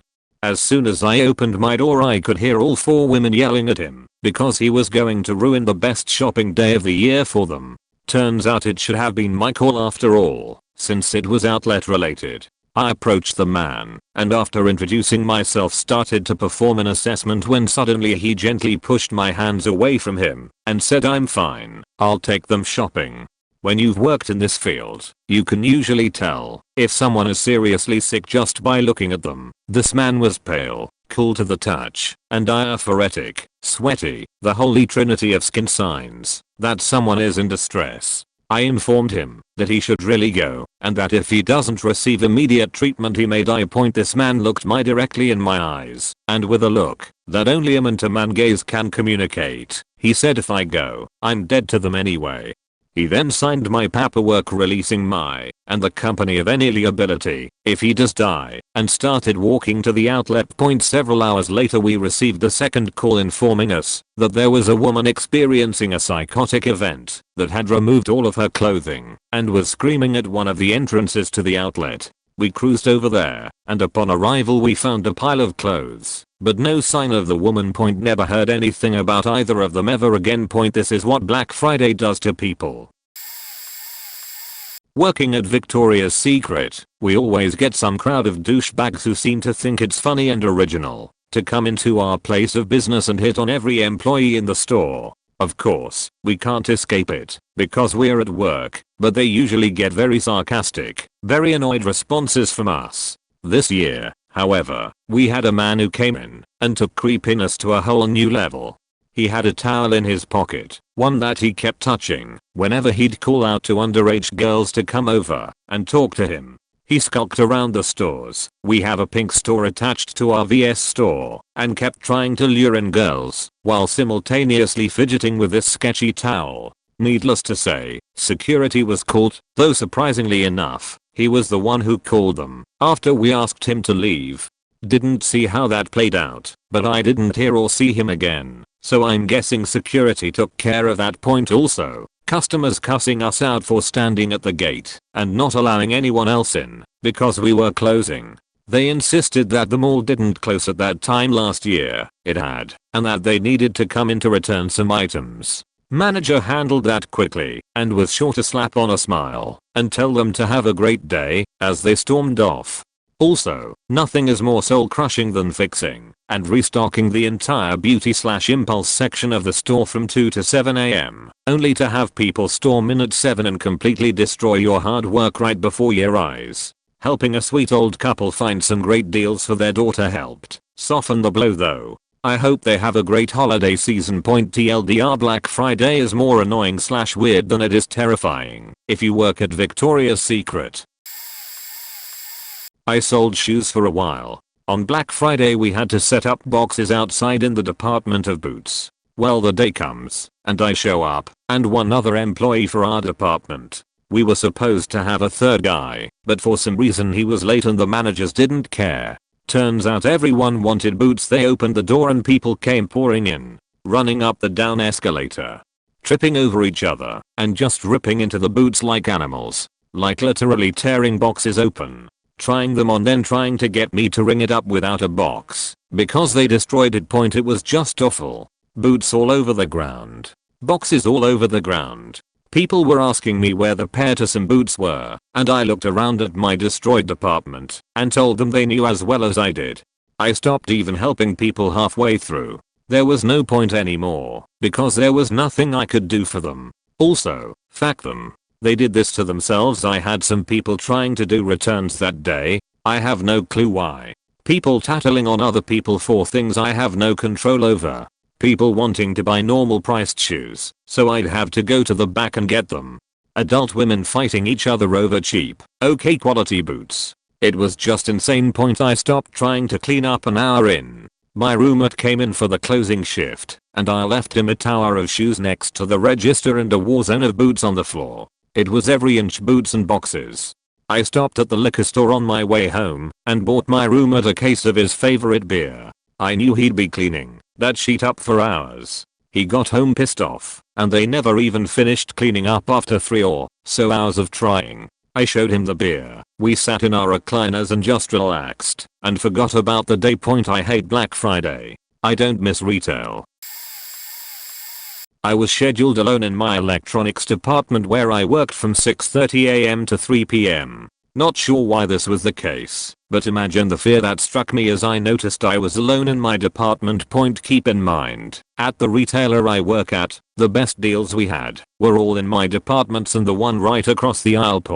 So I come across someone putting items back on the shelf from carts of unwanted items, and he looks me dead in the eye before handing me my keys and says, "Good luck." Oh, and there are 3 or 4 carts of returns, all of which I noticed were stacked high of toys, but keep in mind it's Black Friday and people will buy shit just to buy it, so I'm not concerned so far. The real scary part is when people start noticing I work there. First, a couple wanted some games. Great. I go get them and send them on their way, but then I return and there's 5 people at my counter in a blob, just waiting for help. Okay, not too bad. One is asking for games, one wants to know where something is, the others want an out of stock item, and I have to explain individually that the thing they want sold out last night and no, I'm not keeping any for other customers. And there isn't any in the back point, so I get through that. And then there's a call over the walkie to go to the headphones aisle point when I arrive. 3 customers want the same thing. But the catch is, they're all pissed off because they've been waiting so long. Even though I know there was no call over the walkie prior, none of these customers came to my counter for help, and they didn't push the call for assistance button to make me run over and hit it before it negatively impacts some score on my store's performance report. There's a girl looking extremely bewildered and fumbling with keys at the case.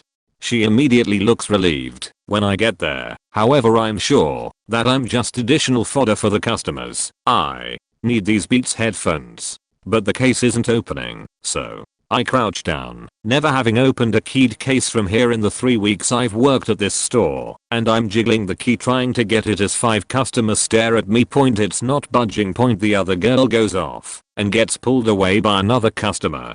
It's at this point I realize I'm a scapegoat, unintentionally or vice versa, but at this point the aisle starts getting crowded. Point, I'm on the floor, trying to desperately open this case. There's no 3 customers, there's 10. And more keep stopping and staring as they decide they want an item. They don't care what it is, but they want it. Point, I get the case open and sigh of relief, but that's quickly stifled. There's only one of the headphones and the ad on sale. Point, I scan the tag and there's none in back. Point, I sit there for a second to steel myself against angry Black Friday shoppers. Well, what are you waiting for? A customer demands. I turn around, ask who got here first. It's an older woman and her daughter. I say, I have 1 pair. It's understandable that the other customers would be angry, but the mother-daughter duo eyes flash in rage as well. You have to have more in the back. I don't understand why I can't get more than just 1. I waited for a really long time to get these things and now you're telling me you don't. You have anything? Well, I think you're lying. So on and so forth. The mother spouted in anger. I pull the single pair out and fumble for 5 minutes with the case, trying to close it. Point, I look at her, uncaring, and say, do you want this pair or not? She looks bewildered and angry and says no.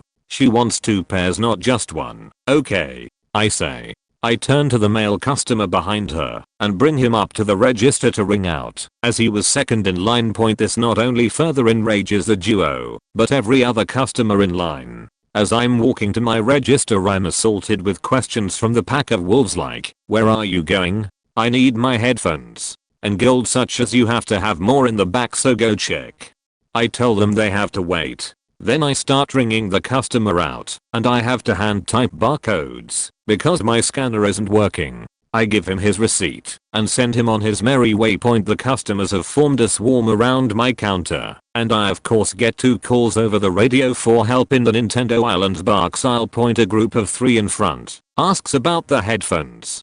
I say, sorry, I just sold my last pair and we do not have anything in the back, as we pulled all the stock we had from back there and set it out on the floor. Then I walk into another flood of customers in each aisle, but keep in mind all the games that everyone wants is gone, and I spend 15 minutes explaining in one aisle that they are gone. Point, rinse, wash, repeat with different Apple products, game systems, TVs, and goddamn hoverboards. I showed up at Walmart at 4:30 and all of the Boyfriend 1 copies were sold out. I asked an employee if they had any more. He told me they did, but the workers were supposed to put the games out in batches and not take individual ones for single customers, but since there wasn't too many people around, he'd make an exception. I thanked him, and he unlocked a cabinet next to the showcase and stuck his hand deep into a box where I saw many games that had hot deals. He pulled a copy of Boyfriend 1 out and mentioned they were to spread this box out over tonight and all through Friday because this was the only box they had. So I got my game and went to stand in line when I called my friend and told him he should come get Boyfriend 1 since they were on sale. He couldn't make it because he was having Thanksgiving, so he asked me if I could get one for him and he would pay me back. Now, this was right before 6 o'clock, which is when the deals started, and I was already in line. My brother held my place in line, and I waded through the big crowd that had accumulated in the past hour. Lo and behold, when I got to the display for the games Boyfriend 1 and many of the other games on sale were gone. As I turned back accepting the situation, I saw that the cabinet from earlier slightly open. The employee must have forgotten to lock it back up, I thought. At this point it was pretty hectic, for there were around 50 people in that area of Walmart, and a good amount were looking with disappointment at the game display where the copies of their games on sale were sold out. I then took the opportunity and dug my hand into the cabinet, where I found the other copies. As I pulled out my hand, I saw many other shoppers looking at me, and I realized what I had just done. I briskly wailed away, and I looked back. I saw a giant crowd around that cabinet, all sticking their greedy hands in the box trying to get their game. The employees showed horror on their faces as they realized the mistake they made. Their hottest items would be sold out essentially before Black Friday officially started. As I walked back to the checkout, I saw employees flocking to the crowd trying to lock the cabinet back up, and heard tension-filled voices expressing frustration. So there's my story of how I unleashed the Black Friday spirit in my local Walmart's electronics section. It was not Black Friday, but I remember one particularly stupid lady. When I was working tech support for a large electronics retailer, the lady calls up on the phone telling me her new MacBook Pro is not letting her in with her password. Well, of course I know that she just forgot her password, because computers do not decide to change your login credentials on their own. It is brand new, so I told her she could either schedule a time to bring it in for us to reset it, or she could go to customer and return it. Well, it turns out it is an open box computer that we accidentally underpriced, so she got it for about $500 off, which is pretty good for an Apple product. So she wants to know, if she returns it, can she get a new one? I tell her of course, you can get your money back and apply it towards the cost of a new MacBook Pro. Then she starts saying that she should get a brand new one for the same price because the one we sold her is broken. I tell her that no, sorry, we cannot give you back more money than you paid for the product. She insists we give her a new one. I tell her that would be like going to a car dealer, buying one of their pre-owned cars, and then insisting that they give you a brand new one when you run it into a curb and damage the wheel. She doesn't understand the analogy. Apparently, she came in and yelled at the GM for about 15 minutes, trying to convince him to give her a brand new MacBook, which of course, he is absolutely not going to do, all because she cannot remember her password. Some people should not be allowed to own computers. It was late in the day, most people had gone through for the season. We had a register system that didn't combine items unless you did so manually. Example, brand A cat food, $1, $1 point brand A cat food, $1, $1 point brand A cat food, $1, $1 point brand B cat food, $3, $1, $3.00. We were running a sale on canned cheap cat food for like $0.50 per can. Receipts were coming out 3 to 4 feet long. No matter, we had lots of register paper. Well, a guy comes up, and he has 2 carts literally overflowing, and a truck box full of items as well. My manager came up, logged me out, and began to check him out. All of our staff was focused on this huge transaction, except my coworker running the other register, and things were going smoothly. I look up and notice that my manager is scanning and items aren't moving on the screen. Wait, I shout, and it all stops. We realize there's about 20 items that didn't get scanned and pulled them back out. We watch the register, it isn't responding to our commands. Keyboard, touch screen, none of it. Completely frozen. You can see the color drain from our faces as the screen turns black, beeps a few times, and does a complete reboot. Everything had to be started from the beginning. His total was pretty high, the $200 truck box being the most expensive and biggest thing he bought. The receipt was literally 10 feet long.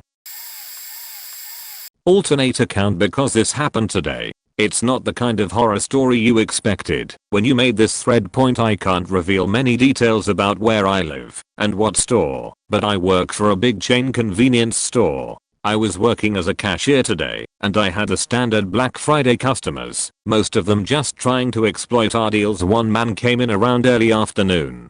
He wore a cowboy hat with a pin depicting two sabers crossing. He donned a handlebar mustache and had words tattooed on both his hands. In passing I noticed the letters UCK on one hand, so there are only so many words it could have been. He carried a black fake leather binder, the low quality kind that we sell, as the plastic was peeling revealing the frayed cardboard. He handed me his items. A 20 ounces Dr. Pepper, a small can of Vienna sausages, and large band-aids. As he handed me the cash, he explained to me that he had been stabbed recently and the wound had reopened. He asked to use our restroom to dress his wound with the bandages he just purchased. Confused, I told him where he had to go. We get plenty of homeless and weird customers, so I was more confused than shocked by his story. He left the rest of the items he bought with me and left his binder behind. A few minutes and customers went by and the man was still in the restroom. Curious, I opened the binder. The first page had a weathered, home-printed copy of our state flag. I thought little of this. Before I turned to the next page, I gagged at the next picture and slammed the binder shut, my heart racing. The second page was an 8x10 inches full-color picture of a black man, mangled, his eyes white and vacant, jaw slacked, skin grayed and rotten, lying in a field. I panicked, and the steady flow of customers kept me occupied. The man returned mid-transaction with another customer and waited patiently for me to finish with him. The man took his items, took his binder, and left without a word. I called my manager over and told him what happened. He seemed confused and shocked, but I don't think he actually grasped what I had told him, or maybe he thought I was exaggerating or something. Before we could look at the security footage, someone ran out with some liquor, and my manager immediately shifted gears to check the cameras and phone the police for that purpose. I kind of was left twiddling my thumbs until my break. 3 hours later, when I called the police simply told me that, while suspicious and creepy, there was nothing they could go off of. Ignoring the fact that the man left hours before, there was no reported murder, and there was no security footage of the actual contents of the binder. In short, I had nothing but my story and maybe a low resolution picture of the guy's face, if I actively searched for it. The officer even mentioned that there are subreddits devoted to pictures like that, so there was no reason to suspect anything but some sick motherfucker. I would like to think that it was an investigator, but I can't be sure. All I know is that picture was faking haunting, and I'm kind of glad I said nothing to the man about it. Oh boy, do I have a story for you. So I work at Walmart in the pick up today department, and we had some real shit go down yesterday. I came in later and walked into complete chaos, multiple lines out the door, just for my department, which is usually pretty calm. Over 100 orders in total for random Black Friday orders, items that were made at like 10 or 11 am and due for pickup before I came in. All of these deals that people made were all sold out, and we were too busy to even spare anyone to try to look for anything between people picking up orders that were done, coming in to question us about the weight, and people putting Black Friday items on layaway at the sale price, which I think defeats the purpose of the 1-2-day sales and complete and utter bullshit. Nasty, rude, and just plain stupid people cluttered the store. Everyone gave dirty looks, and we are just in bad moods, like I and the other workers made them come here, and that it's my fault everything was sold out. One guy even ended up hitting me in the face with a TV due to his rushing and stupidity. Another customer called and complained to me about their order not being ready, and that I had no compassion, that they live an hour away. Which, now thinking about it, doesn't make sense, since they cold ordered at a closer store or just have came in person and bought the item. That is what really set me off. Do people really think, by ordering pickup today Black Friday sales items, that they could get the items that people had waited hours for that easily? I have never seen this amount of activity anywhere on Black Friday. Corporate should have limited the amount of orders or some kind of regulation, but I'm not even sure it would fixed anything. The one good thing was that the management didn't come down on us due to the fact that no one told them about the online pickup traffic coming in, nor was there any solution or people to spare to assist us. This is not mine, but my cousin, who is some sort of manager at the Target on my side of town. I shared some BS I tried on the price matching issue the stores had from Amazon a year or so ago, and she immediately started huffing and puffing. I thought she was getting all high and mighty on my long shot attempt to get one of these scams, and she said she had someone try some shit worse than I did. For those who don't remember, stores would price match Amazon, but there were some issues with people putting up their own Amazon fake sales, screenshotting said sale, and then getting the real store to price match the sale. Her story goes, some dweeby little kids came in and asked to buy several PS4s. Their guys in app, I think that's it, already had them flagged for shoplifting as one of them had tried to take CDs before, I believe. In the middle of all the Black Friday hoopla, these kids are asking for a price match. While everyone else is going for the doorbusters, these 3 kids finally get someone alone and say they want to buy all the remaining PS4s in their store, including the doorbusters. They had no interest in the deals. No one at Target had been up to date on this. So the kids get all of these lined up and taken out of their cases / back, and when time comes they go through the whole scam with these people. My cousin gets called over and the chaos gets worse. Whoever is higher than her comes over, gets involved, and he finally approves the sale of 7 or more PS4s. The kid whips out his card, not a shot in hell either of these 3 male teens or some woman named Olivia Point. Apparently the twerps whined and moaned for an hour and refused to leave the store. My cousin said she was panicky, refusing to price match anything else in the store, and thankful they didn't get it again. EB Games in 2001. It was a horrible year. Why, you may ask? Because at this time we were being pushed so hard for trades. Take trades, sell trades, make trades happen. This also paralleled the release of GTA 3. So here we are on Black Friday and people are going nuts. This guy comes in, and he had a bag that was huge. It was bigly. Anyway, dude is smiling from ear to ear, and he's thinking he's going to take us for all we are worth. You see, he wants to get a PS2 and a copy of GTA 3, and Madden 2002 and some other crap. Throw in some memory cards. Kids back then you had to save to a memory card, and some wildcat third-party knockoff controllers to boot. But to counteract this bill that's looking to be pushing $500 plus, he's going to make a trade-in point PlayStation 1 and a ton of games. But the problem was that a lot of games trade-in value were crap. You see, the majority of people understand that a copy of Madden 2001 a year later, a time before online roster updates, was now worthless. It was literally worth $0.99. That treasured copy of Final Fantasy VII. Yep, you'll get $1 or 2.0 after bringing up all the trades and getting the purchase fired up and getting him to buy our insurance policy on the system. I know, I'm worse than Hitler. But $20 is $20. He winds up owing $400 plus dollars. That grand plan saved the guy $30-40 tops. Blood starts shooting out of his eyes, his ears, wherever. Demands to speak to the manager. Yelling, making a scene. I worked 2 more Black Fridays at EB Games and they were just as bad.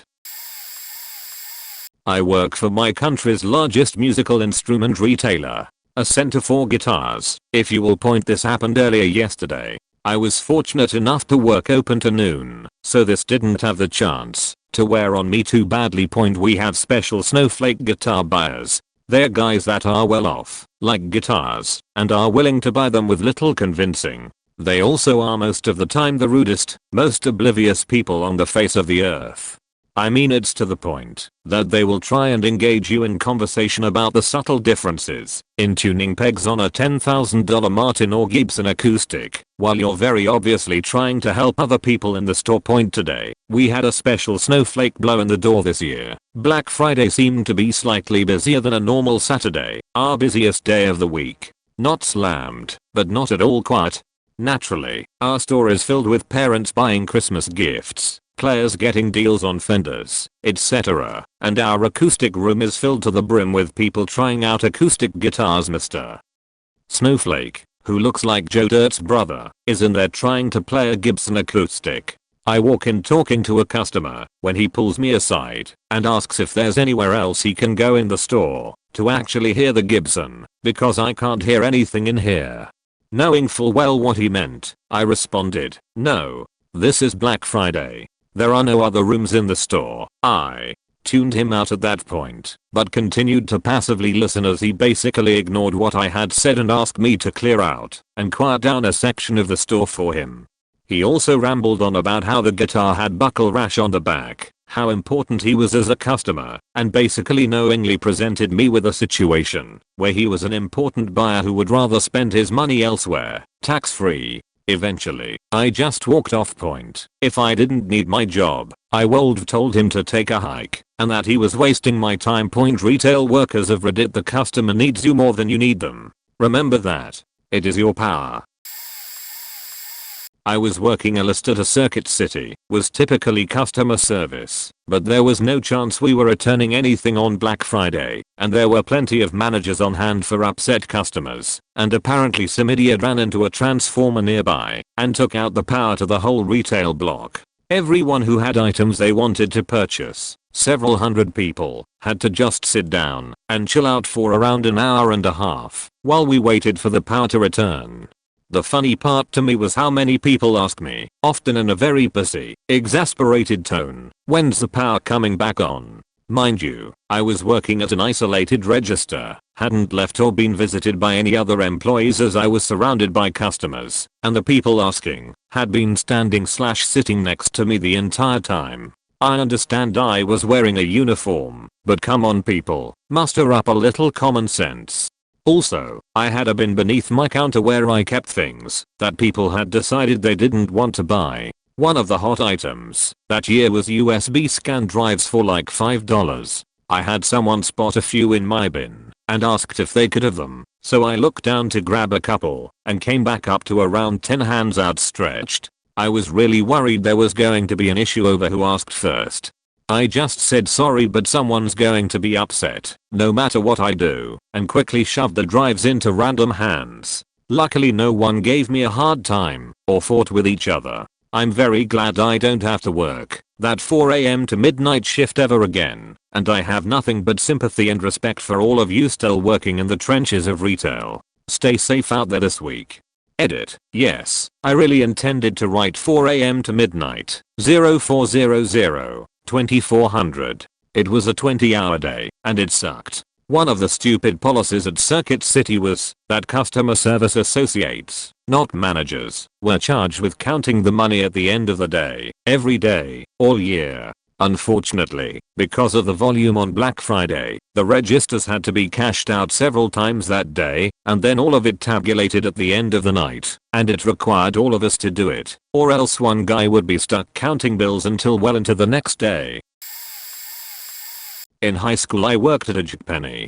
It was my first job and I'd only been there a few months, so when I clocked in and walked out onto the floor to find that every pathway and walking area was just a line. Every single area was just clothes thrown everywhere, and I'm fairly sure 2 women were fighting over some sort of toaster oven in the home department. I was pretty scared.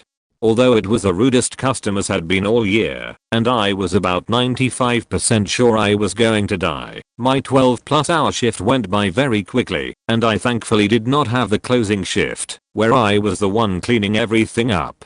The horror story begins when, as soon as I came home and laid in my nice warm bed, my grandmother calls me and wants to know if I can take her to Kmart to get some chair they had on sale.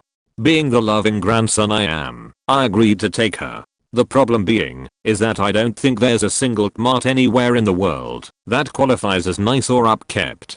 In our town, the Kmart has at any given time 60% of the inventory at shut, half the lights off, and only one register open. This was no different on Black Friday, meaning that the ungodly horde of people too trashy to shop at Walmart were here, and we all had to wait in the same line with each other.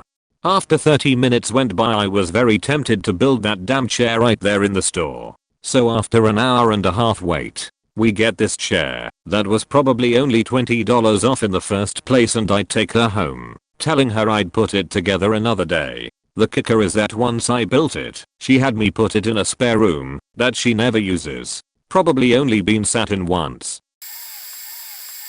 TLDR at bottom, I used to work at a clothing department store in the shoes department. I don't have many memories of it due to literally blocking everything out except for 2. I remember standing at the register and looking out over the literal sea of people and being impressed / horrified that many people could / would occupy one space at the same time. The second memory involved a specific customer on my last retail working Black Friday.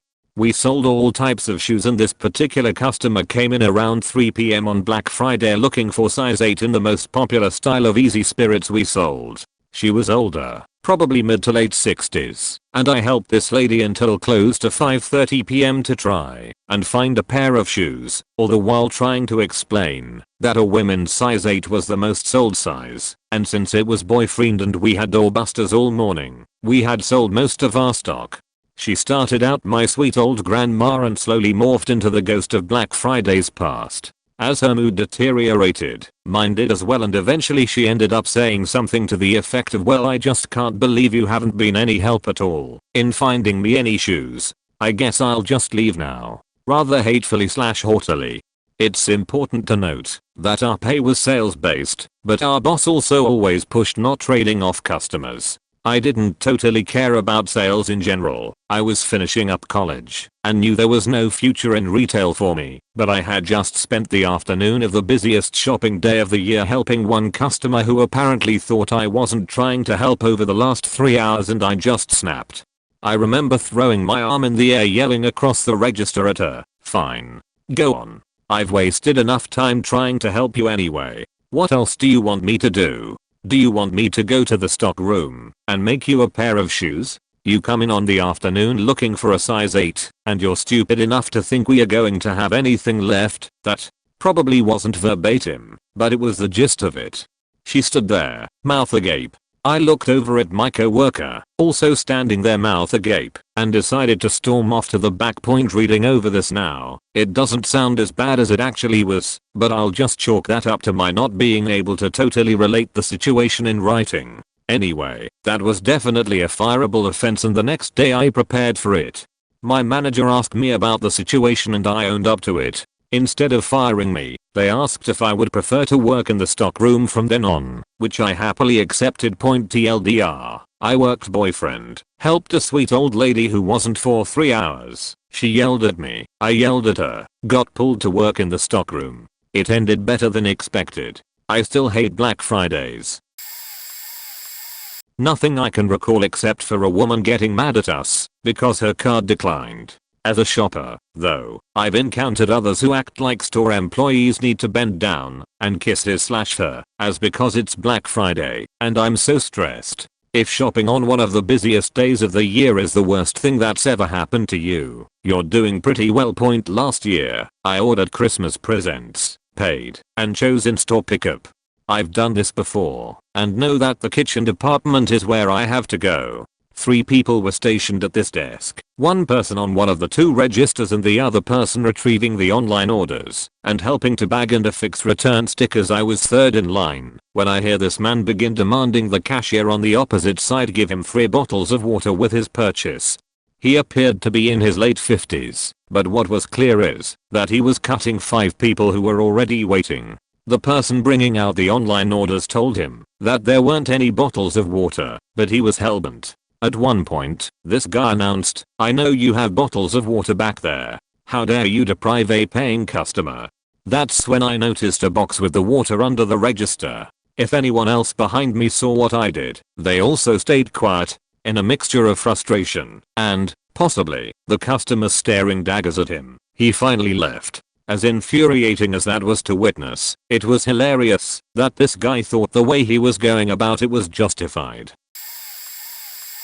I started working at Kmart, electronics department, in November. Because Black Friday was around the corner, I was being taught everything in full speed, so I would not have an emotional breakdown when the dreadful day arrived. This is not a horror story, but it's just amusing. So Kmart had some pretty good deals that year. That specific year was the year the PS2 first came out. I thought that only a bunch of guys would storm in and launch themselves at the game consoles, but nope.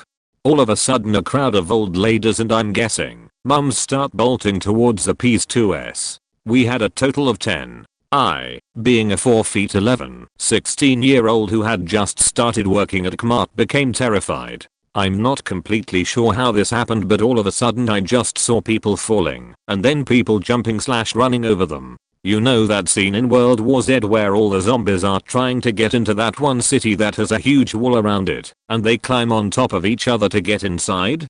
Yeah, it was like that. So the old ladies and mums finally arrived to the PS2S. They begin grappling, pulling hair, scratching, kicking, just a full-on MMA orgy. As these ladies are fighting, I look to my left and there's a damn grandpa just crawling around trying to get to the display. He slowly grabs the top of the counter, lifts himself up, grabs a PS2, goes back on all fours, and disappears into the crowd.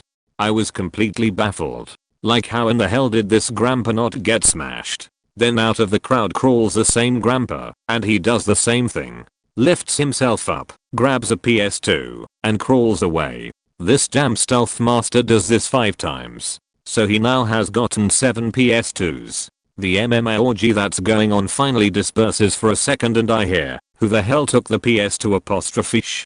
Some other lady yells, "Wait, how are there only 3? Weren't there more?" A lady then gets in my face and says, "Hey, little girl, where are you hiding all them PS2s? Huh?" I look at her and just blurt the truth. An 80-year-old grandpa has been crawling back and forth and taking a PS2s while you guys were fighting. After that there was just silence and then the fighting resumed. I worked at Kmart for a total of 20 days. I quit the next day.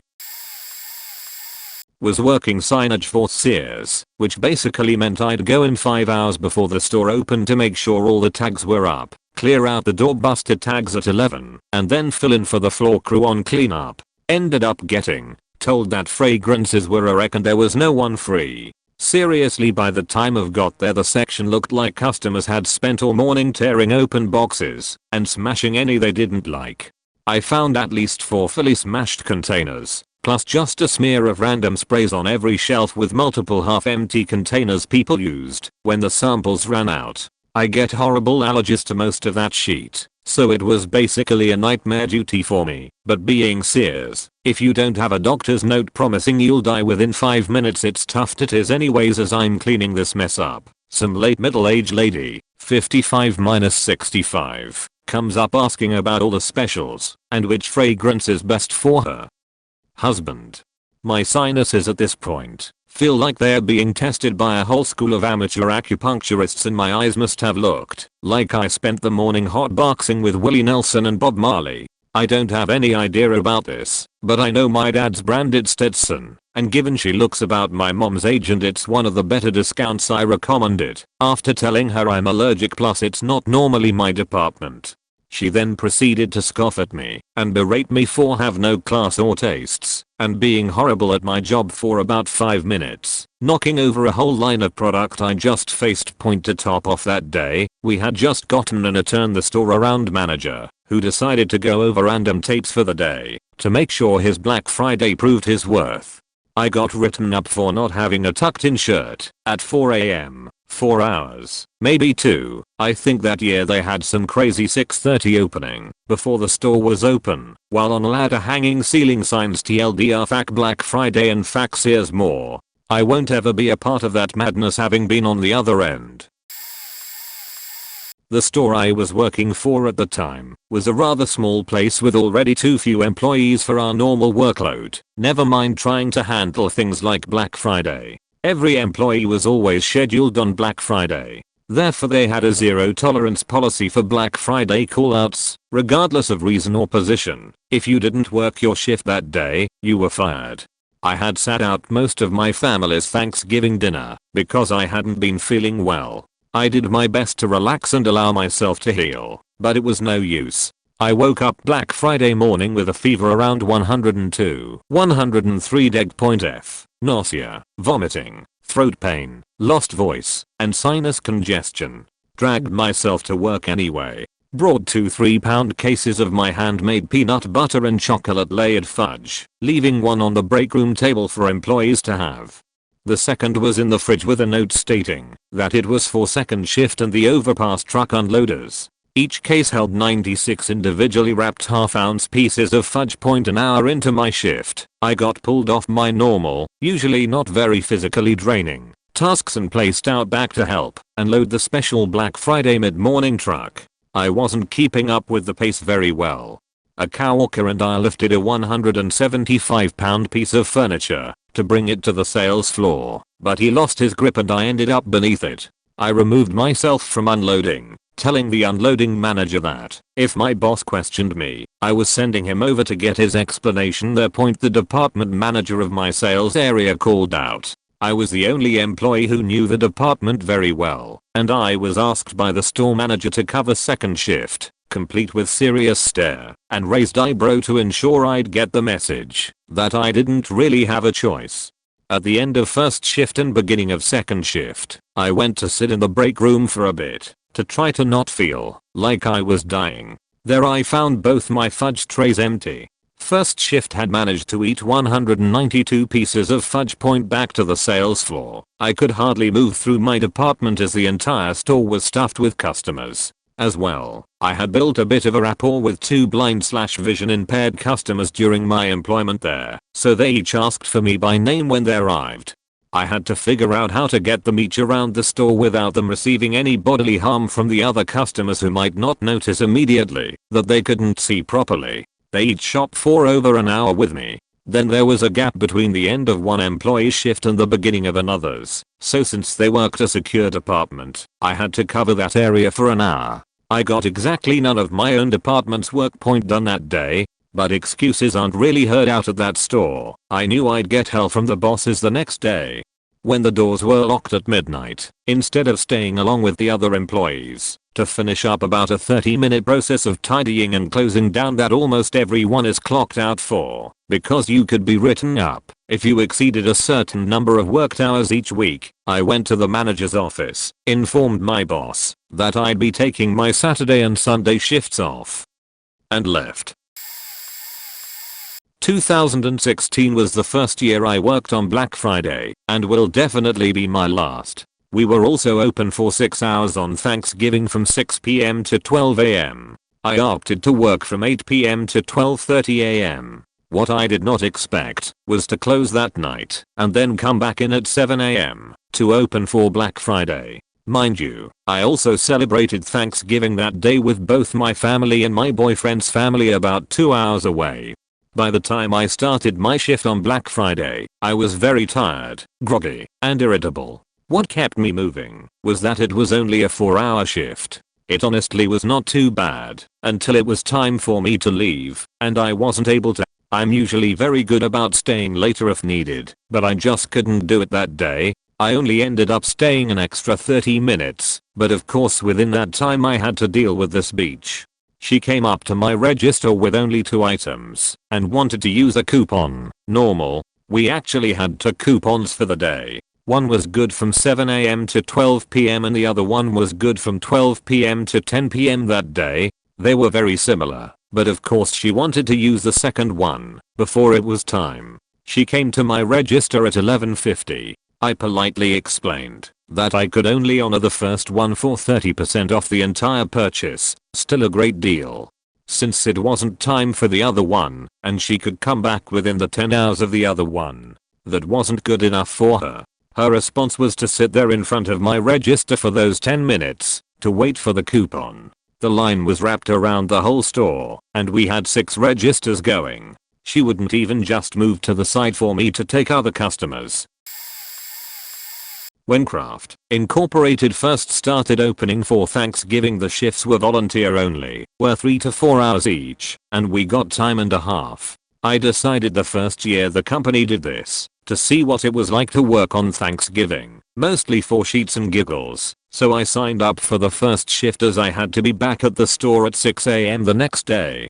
Basically I'd be in at 4 PM and out between 7:30 to 8 PM.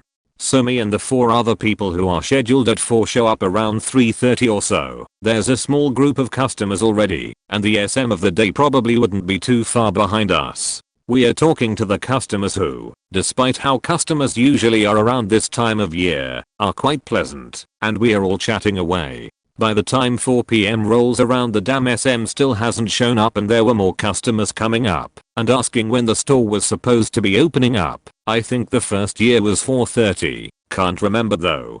We told the customers that if there wasn't a manager in sight in the next 10 to 15 minutes we'd be leaving. We waited 20 more minutes before we said screw it and left. No one called us or anything, even after we left, and we didn't hear anything about it until the next morning, when I got asked why we hadn't shown up for our shift by the ASM. I told them that, yes, we had shown up but the SM, or any other manager, hadn't arrived yet and we had been waiting for someone for close to an hour before leaving.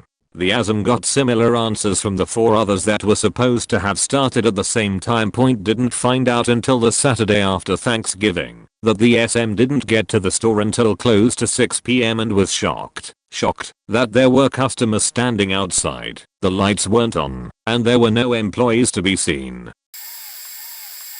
Not an employee at a store, but 2 years ago I had the displeasure of seeing my ex's mom on Black Friday. Her mom was generally a piece of shit. Lower middle class with an addiction to scratch off cards. Think frequently spending over $100 a week on them. Occasionally stealing money from her daughter, my then girlfriend, to pay for it. I saw her take back food at McDonald's and other fast food restaurants for minor problems like burgers having pickles when she asked for none, and complaining till she got a refund. Think morbidly obese person who would fit in on a TLC show. So I went out for the first time ever at 18 to buy some .22 shells. They had a great deal on, like $20 for 625 rounds. For those who don't shoot, .22s have become increasingly difficult to find, so this was great. Only problem is apparently .22s are listed as pistol ammo, so you actually have to be 21 to buy them. I'd never had a problem in my other 2 to 3 times I bought them. So my girlfriend calls her mom who's in the same mall asking if she could stop by real quick to buy them. She lumbers in maybe 20 minutes later, honest to God pushing little kids out of her way. She's like hurry the fuck up, so I give them to her. I had been waiting in line and was like 6 people from the front. She starts half asking half demanding the people in front of us let us cut in line so she could get back to shopping. I was mortified, but they all seemed to be pretty nice, reluctantly saying sure, all but the 2 front people. She curses them out, making a big scene. After she ran off, when we were done I went back to apologize to the people in line.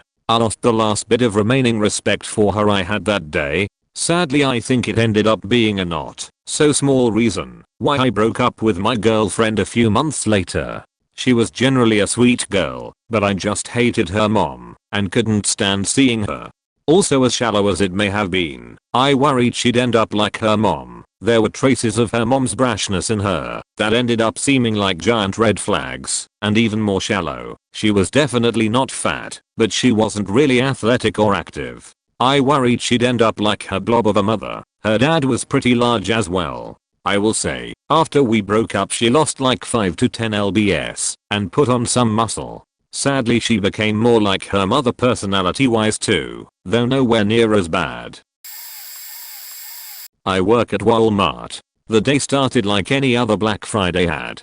Tons of people poured in, lots of yelling and fighting, but things changed when this one guy asked to see the manager. The request in and of itself wasn't unusual. The price listed on the shelf was different than the one on his flyer. I agreed with the man and tried to find the manager, but he wasn't anywhere in the store. So I asked my coworker, hey Jim, have you seen Steve anywhere? I need to help this guy with his discount.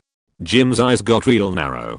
Didn't you hear what happened? Oh, did he get fired? No, he went to the southern location, but no one's heard from him since. Some people say he's gone mad, others think he's dead.